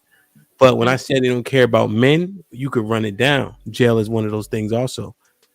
You know. Who is they? Huh? Who is they? What do you mean? Who the fuck is they? What you mean? I mean, they what? What did I say they about? Because you said they don't care about men. Oh, society. Okay. Yeah. You, me, everybody on this panel. Nobody give a fuck about men. Yeah, I don't think that's a fact. I think that's the hurt nigga who said that. So how many? So look at the jail population. Mm-hmm. Look how men are prosecuted. Mm-hmm. We just named services that are majority dedicated to women and not men. So how can you prove that society cares about men? You're talking about women who mainly have their children with them. How can you prove what you saying? Because I'm giving you real things that actually exist. So how can you prove that people care about men? You giving me real things that exist or statistics. Yeah. Look at the jobs men do. Mm-hmm. You know that to be fact. Mm-hmm. That women don't do, and nobody gives a shit that women don't do them. But if men don't do them, then what happens? Yeah, that's all bullshit, though. Like you're saying, people don't care about men. Much. Y'all just in some fucked up spaces and around the kind of people. Because the same could be said about women. If you're saying in certain areas right now there's no prostitution, so who the fuck is really caring about those women? Huh? There's no female crackheads. Who's really caring about those women? It goes both ways. There's just people who are just not cared about enough. Just saying, yeah, I got it.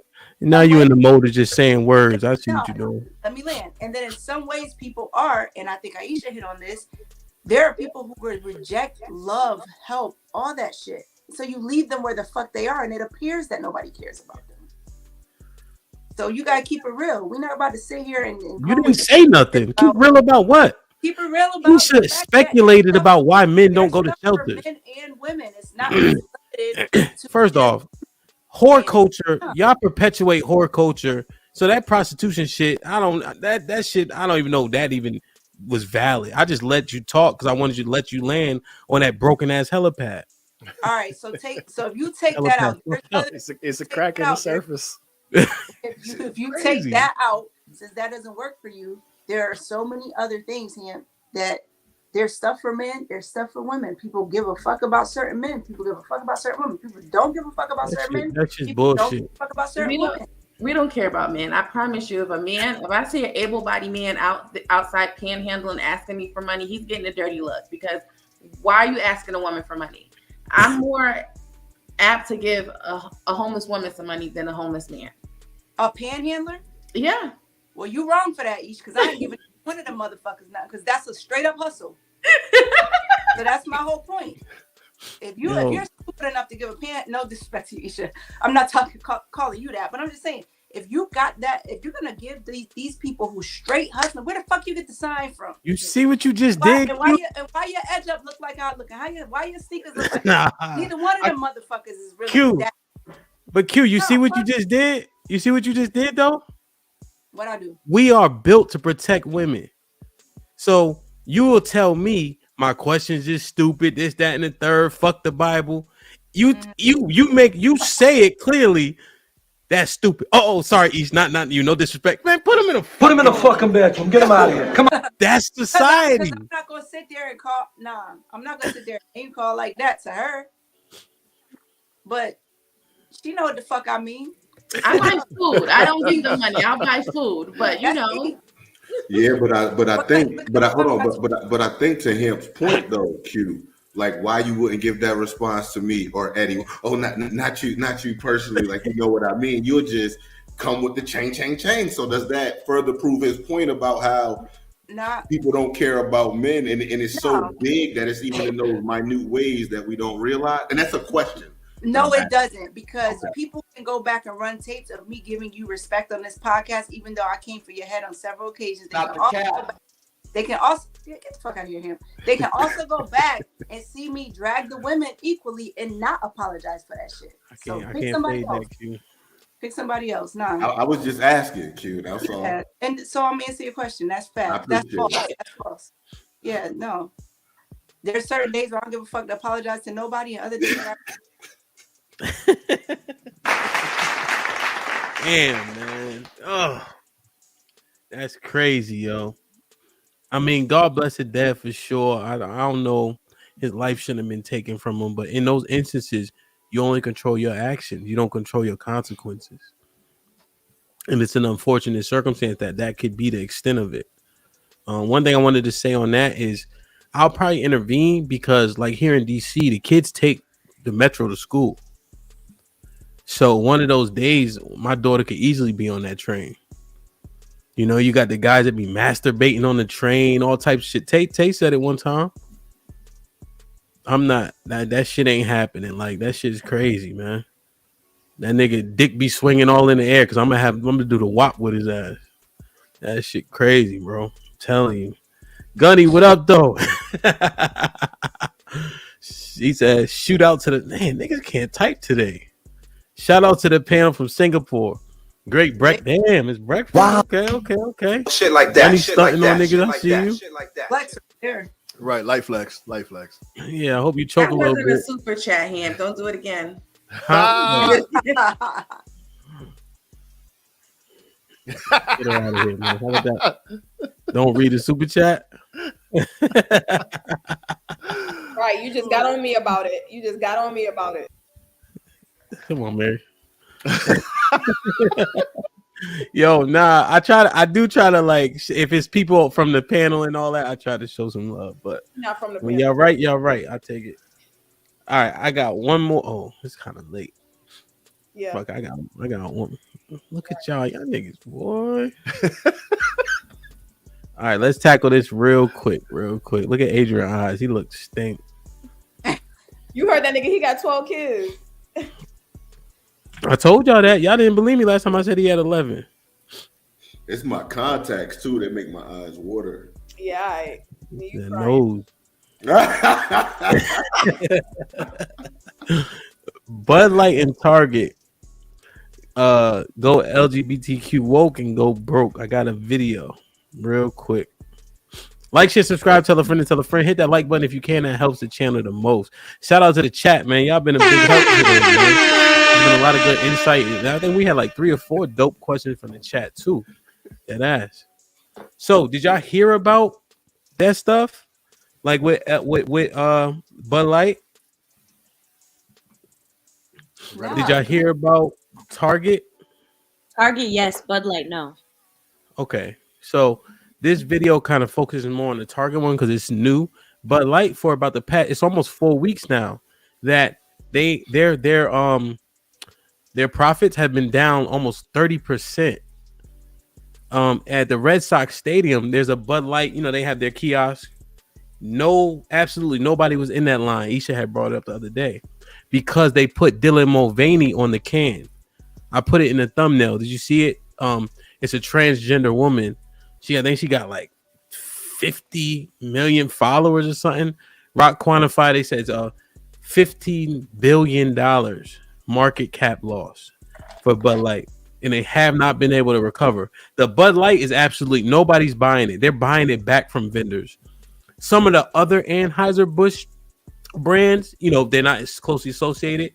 People are buying those a little bit more now. You know, so you got like the Busch stuff, that cheap stuff. But the Bud Light is not selling. And again, they put Dylan Mulvaney, a transgender woman, on the can, and it was almost instant.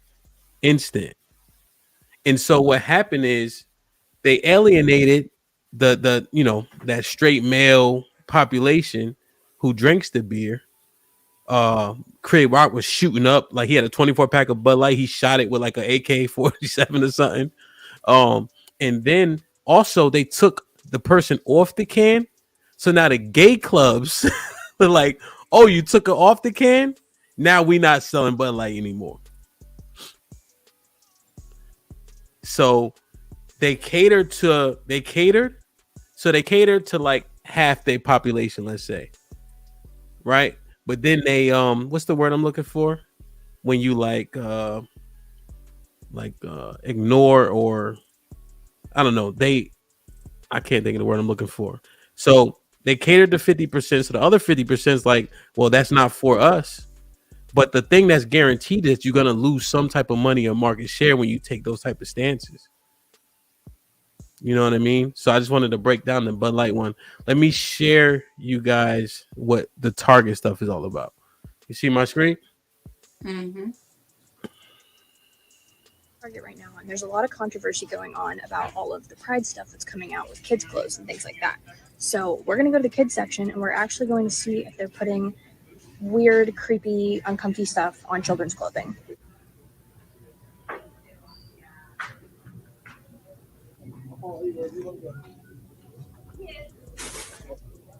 Okay, this is the child section. This is literally the kids section. I'm next to a literal onesie that says whatever the hell that means. We have "Glad You Came Out" and "I'm so happy that you're queer" in the kids section. Are you kidding me?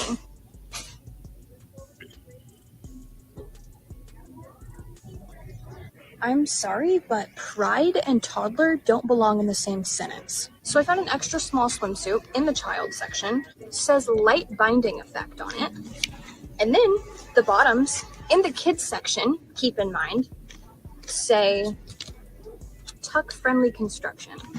They're giving it to your kids. If that doesn't give you a reason to boycott Target, I don't know what does. But this shit's getting out of hand. They're targeting children, whether you like it or not. And it's time that people actually do something about it. Because if they don't, then guess what?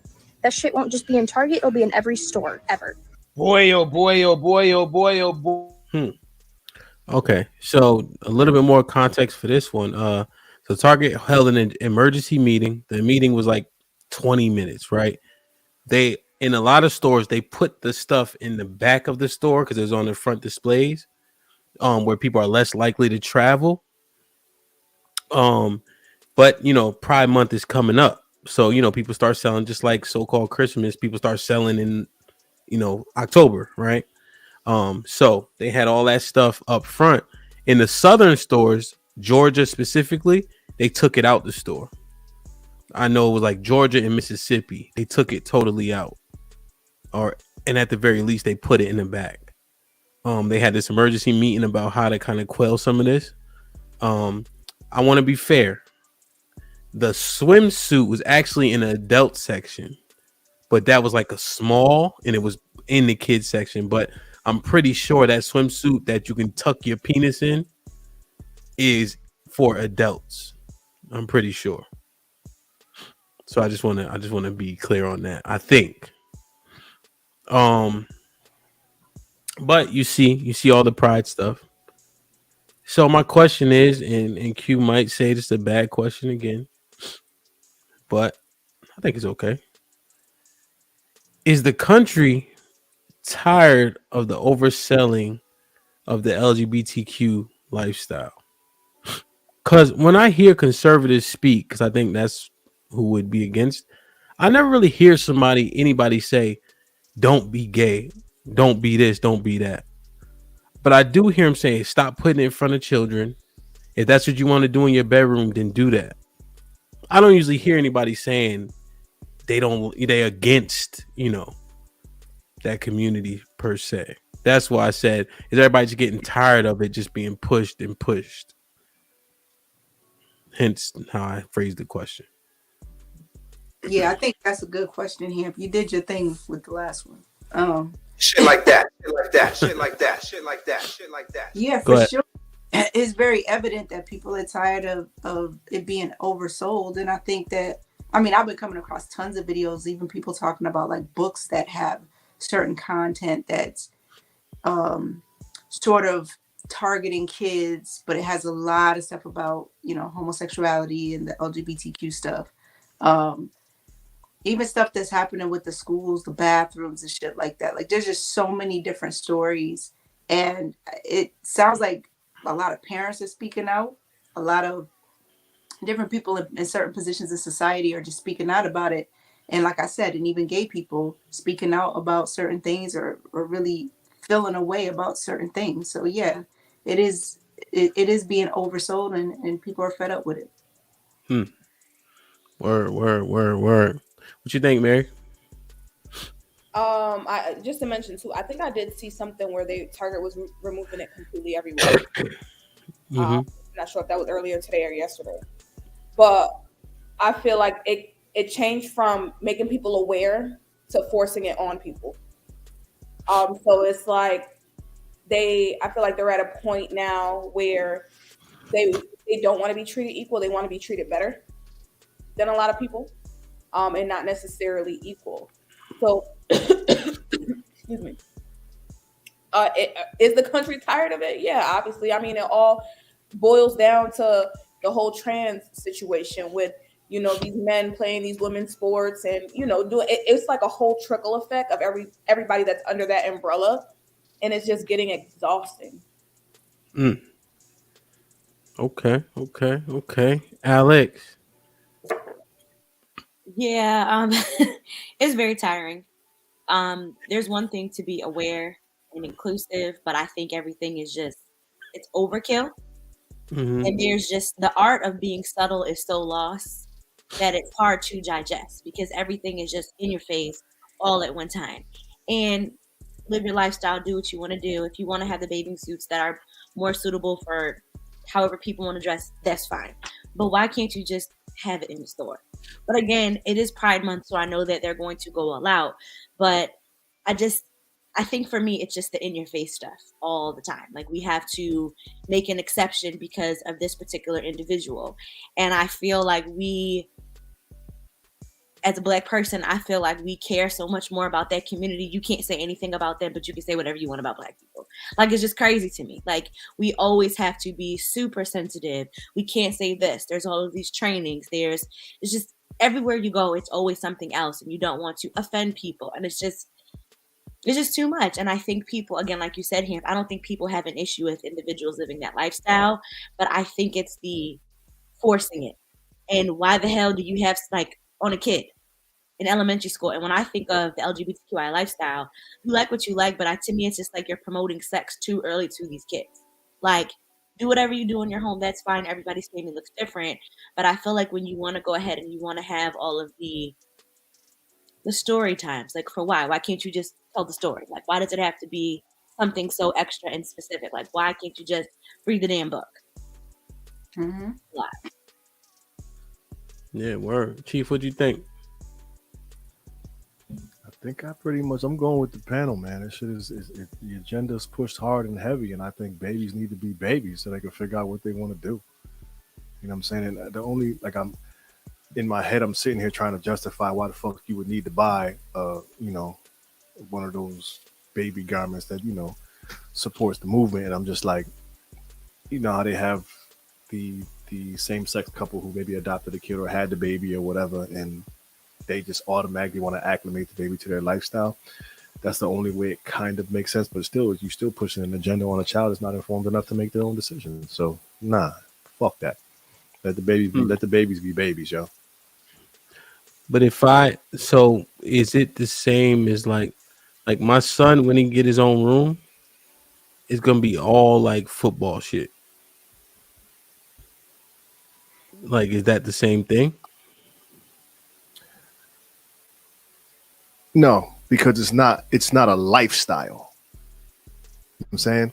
Okay. I mean, I get the pressure to put that on him. Like, I did that. My shorty's like, fuck that, dad. I don't even want to play sports. Shit hurt my soul. But you know what I'm saying? But that is what it is. But it's not a lifestyle, bro. This is like, again, like, think about the number of people who have struggled and have committed suicide and are still struggling with coming out.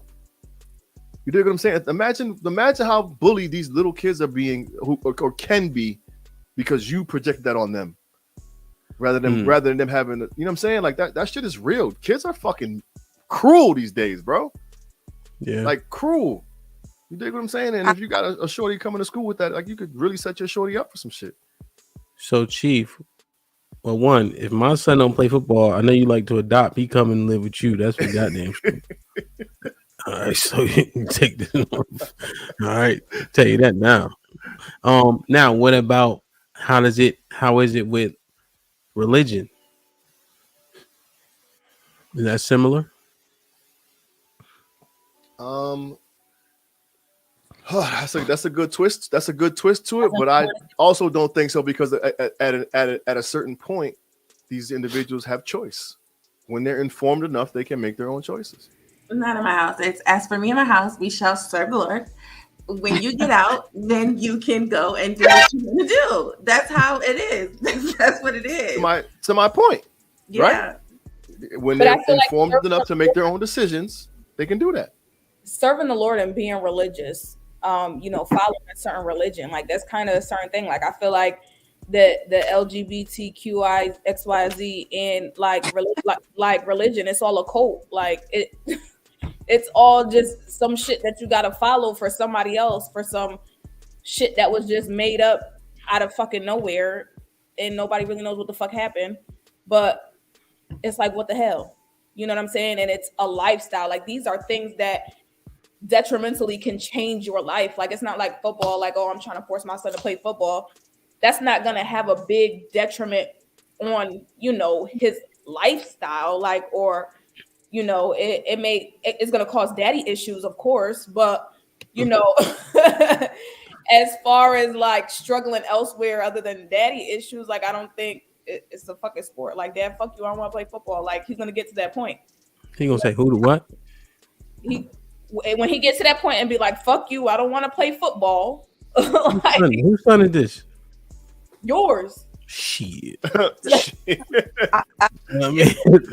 think your son, he's not going to be afraid to speak his fucking mind. If this is your son we're talking about. Yeah. I got a blood test on that nigga. He belong to me. Go ahead, Q.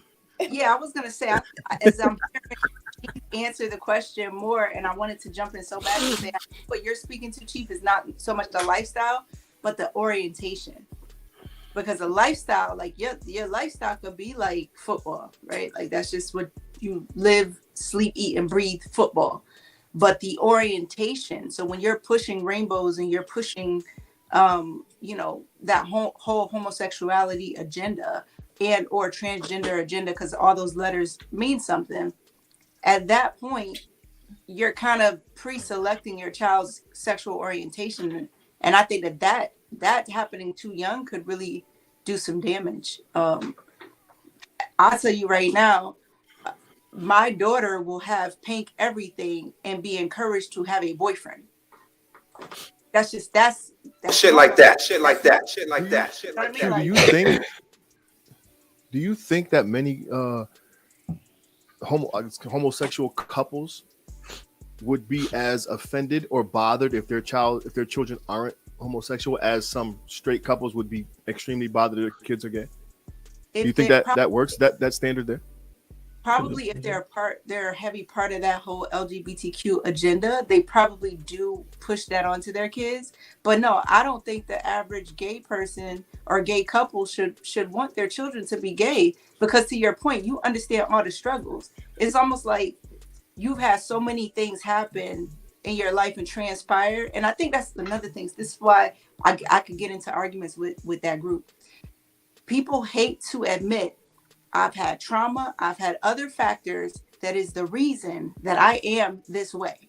They like to act like they were born that way. I disagree with that completely. You know what I'm saying? So at that point, it is a choice. I think when the church got involved and people started arguing with these dumbass pastors and stuff, trying to defend some shit, they got into that whole conversation of, no, it's not a choice. I was born this way. No, it's a fucking choice, and stand on it. And fuck you, pastor, if you don't agree with me. You know what I'm saying? Like, I think people just have to stand on some shit. You know what I mean? Mm-hmm. But that's really what it be. Even people be like, oh, I never had no sexual trauma. Okay, did you ever feel abandoned? Did you ever feel rejected? There is some underlying reason that caused you to take that detour. And now you chose the lifestyle you live. Just live it and stand in it. But for me or I say for anybody rather, to push onto their child, I want you to go through those same struggles unnecessarily. That makes absolutely no sense. If you came into this world and you have that natural inclination that you should have, and you have no barriers stopping you from having a what I would say a normal relationship, a healthy relationship with somebody of the opposite sex, go for it. You know what I'm saying? Now, if you happen to be gay, I'm gonna love you regardless, because who am I to judge when I'm living this way? But I'm never coming out of my house to be like, y'all supposed to be like this. Or the nigga's supposed to bring a girl home. The girl's supposed to bring a nigga home. Period. Shit like that. Shit like that. Shit like that. Do you think that they're pushing the homosexual agenda, or they're pushing acceptance? The agenda. That's a good. The agenda. Right. We've accepted it a long time ago. Yeah. Like, and y'all still... Y'all still going, y'all still adding things, y'all adding letters, y'all doing all these exclusions and exclamations and shit like that. Like, it's like it keeps shit like that, shit like that, shit like that, shit like that. I got your month. We already accepted it. So what do you think to Isha's question, what do you think they would want? And I'm not trying to make you the spokesperson, Q, but I guess for everybody, what do you think would make that community feel like, okay, we're on the same playing field? Because I don't know if there is nothing. They said you what you asked for, but it's just like, what more do you want? Everything. They don't want equality for real. No, it's because if I've listened to a lot of these people speak on certain panels, and it's like, why would you say that? What the fuck are you talking about? You know what I mean? Like, to that point I was saying earlier, hearing so many of them say, well, I was born like this. Well, did you ever try to search within yourself and really find that out? Or are you just saying some shit that just sounds like something to say in response? Because there was a time where I defended a lot of that stuff with certain people and would say things very similar to that. And then it just got to the point where it's like, this is just what the fuck it is. Just let it be that, and you're going to be judged regardless. You know what I'm saying? But it takes a strong person to be able to do that.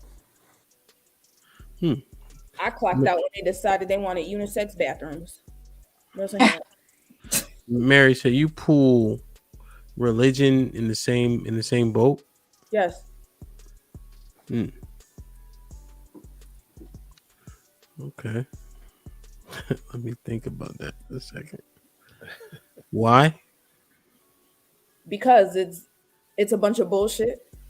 You know, people have their beliefs. You know, I'm not religious, I'm spiritual. So I believe there's a higher power. I don't know their name, what they look Stop the like. cap. But for real, like it's so many contradictions and so much shit. And it's like, again, like we grow up, like I grew up being raised on my dad's side with a Baptist church, on my mom's side Spanish Catholic. So it's like you're getting these things forced on you where you're like, I don't want to go to church, but you're forced to go to these churches. You're forced to go to Sunday school. You're forced to learn things a certain way, and you're forced to have those beliefs until you get older and you start seeing things and realizing on your own, like, damn, like this motherfucker was lying the whole time. Like it don't add up. Like you have so many questions about so many contradictions, and it's like, what the hell? You know what I'm saying? Like if they don't allow you to be able to be like, hey, if you don't like going to church, you know, you don't have to go. Like, of course, not when you're like 5. You got to go with your parents everywhere. But when you get to that age where you like, you know, teen, preteen or whatever, and you're like, you know, this is how I feel about this. You know, like I said, I got mixed up between Catholic religion and I was getting mixed up between Baptist religion. But I was forced in it. So what? Now it's like I don't give a fuck about it. So what is spiritual? Where does that fall? For me, it falls under the fact that I have not done enough research about religions to choose one. So you believe that there is a God? Yeah, I believe there is a God. I believe there is a higher power that controls it. I don't believe in the whatever they call it, the science shit. I don't believe in that. I believe there is somebody that created this earth. I believe there is somebody that has control. I believe in fate, you know, how things happen a certain way and, you know, why they may happen. But I don't put a name on any of it. What God is it you talking about? You said what? God are you talking about when you say, all right, or you don't know what God it is? That's what I'm saying. I don't know. God, Allah, Ula, I don't know. Like I don't know. Because I don't know enough. I don't study enough religion to know. But I just know that I'm not in control. But why'd you call it bullshit if you didn't study it? Because it's I'm saying bullshit overall because it's just that shit I don't know. And I hear other people talk about it. I hear other people contradict themselves. Like I hear other people conversation about a lot of shit to where it's like, all right. But it's just me personally, I don't know enough. Like I'm ignorant to religions in general. But again, like inside of me, in my heart, I know that I'm not controlling what the fuck going on. Okay. I understand. Yeah, I don't know. I get fearful of the spiritual thing. Mm-hmm. I just feel like when people say that, they have zero accountability. Accountability for what? Like anything. Because there's nothing to hold you to it. When you're saying this is bullshit and that's bullshit and this religion is fake and it's got a bunch of contradictions, you just believe in some God, but you're free to do as you will because there's no law, there's no order in spirituality. I feel like there is, like there's still that. I feel like it's ultimately like still the fear of certain things, of like your fear of repercussion of, you know, whatever. Like I do believe in heaven and hell. You know what I'm saying? It's just I can't go into detail because I'm not knowledgeable of it. Like I can't tell you about Sam, Matthew, Jack, John. I don't know none of that. I don't know. Heaven and hell would be a Christian construct. Exactly, because again, I was raised in that Christian Baptist concept, and that's just something that I chose to believe in. Okay, so you do believe in the God of the Bible then? I guess whatever fuck. No, I'm just interested in that concept. Maybe we got to do just a different podcast on the spiritual thing, because I hear that and I'm just like, I want to tear that shit to pieces, but I just don't be feeling like it. People don't understand it the way I do either. Like I feel like when I hear other people talk about being spiritual, it comes off different of when I hear other people talk about it than what I feel. Like I said, like me saying spiritual is my ignorance in regards to religion. And a lot of people won't admit that. A lot of people won't admit that they just don't know. Yeah, that's fair. We can chop that up for sure. Alex, read this for me. All right. Will with the $20, what is this, a super chat, Hamp? Yeah, girl. Okay, I'm just making sure. All right, Will with the $20 chat says, just to play devil's advocate, aren't Black people being a little hypocritical here? For example, white people often suggest critical race theory is being pushed upon their children. So what's the difference between LGBTQ and the critical race theory in this case? As Q stated, there's an agenda that's applicable to LGBTQ. What's the agenda for critical race theory other than cultural sensitivity? And it's history. It's historic. I think with the LGBTQ, that too. Yeah. So there's an underlying agenda, I should say, with some of the LGBTQ stuff, and with critical race theories, I would presume it to be history and again cultural sensitivity. A lot of our shit is hidden. To be fair to Will, he did say just to play devil's advocate. I ain't Will's. I think it's a great, But I think with the LGBTQ, and maybe it's just my ignorance in it when we talk about it, I always just think about what you're doing behind closed doors sexually. Like, I always just think about that. Like, live and do what you want to do. That's fine. But why do we have to talk about what you do behind closed doors all the time? Love who you want to love, marry who you want to marry, whatever. But I think when it comes to critical race theory, that is historic fact. That is something that affects our society as a whole. Like, it's very different than who you decide to go to bed with at night. It's very different. Because a lot of niggas got side niggas too. I'm just right. Bruh. That's wow. That's crazy. Wow. That's crazy. Man, oh man. Damn. See, Will done stirred it up because I like this conversation too. Take notes. Let's double back on it. Let's double back on it. Yeah, because John the Baptist said in the chat, CRT also teaches LGBTQ. That's interesting. I'll do some research on it in detail. Yeah. Black Moses was good. Damn. This good work today, man. Like, share, subscribe, tell a friend, Hit that like button now if you can. That helps the channel the most. I mean, it's been an awesome conversation. I think a different path we took today, but I enjoyed it. You know what I mean? We will get back to bitches and hoes and niggas next week, but I like that conversation. Black Moses was good. Listen, I don't really like Jerry Springer, but I do like one of his constructs. Adrian gonna get fired. Make sure y'all remind me to fire him tomorrow. Alex. Yes. Final thought. Okay. Black people in this realm of woke culture, please do your research. Pick up a book. Watch the news. Don't just listen to what your friend said. We don't all have to think the same. And I think if we realize that and we learn things for ourselves, we realize what a lot of people are saying is inaccurate. So please just stop this woke culture bullshit. Please stop. Word. Q. Moral of the story: love everybody, stand on some shit, and shout out to the side niggas. Word. Chief.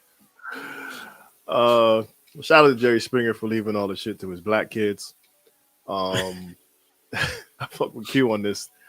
Find something, stand on something, have some principles about your shit. Really, if you want to rock out in your bonnet, do what you do. Just be mindful that it does come with judgment. You may not care about it, but it does. And when you take it off, represent yourself to the best of your ability. Word. Mary. Let your kids be kids. Don't force them to do anything. Let them figure it out. Big facts. That sounds like a grown-up. Isha. Black women, come on. Y'all got all these hair hats out here. Please stop wearing these bonnets. We can do better than this. Yeah, I don't want to refute anybody's final thoughts, but kids need guidance. They need leadership. They can't make decisions. Their brains aren't there yet. I don't pool religion with the LGBTQIA plus movement. So my kids will have a standard, law, statutes, and commandments to follow and live by for sure. I'm glad that I see so-called black people kind of waking up to this sheeple stuff that we've been in, going with every single thing that happens, assuming that the people I deem race hustlers are correct. You know, I think a lot of us are waking up, even just voting democratically, just cause. I feel like we're doing a little bit more deep diving into who's what and what's for us. I don't think they can throw another Obama at us. I could be wrong, but I feel like we've seen the results from what we have not received from some of these candidates, you know? And if you mention a candidate from the last time, if you look at some of the results for the black community, Trump that got voted out, there was actually a lot of successes during that, during his, what's it called? His time in office. I forget the word. That we actually prospered and profited from, you know? And for simple niggas, he let Lil Wayne out of jail. You know? I don't know, man. I'm just glad that we doing a little bit more research and want some real proof as opposed to just saying yes because people look like us or it sounds good. But we got to do better for sure. Like, share, subscribe. Tell a friend to tell a friend. And we out.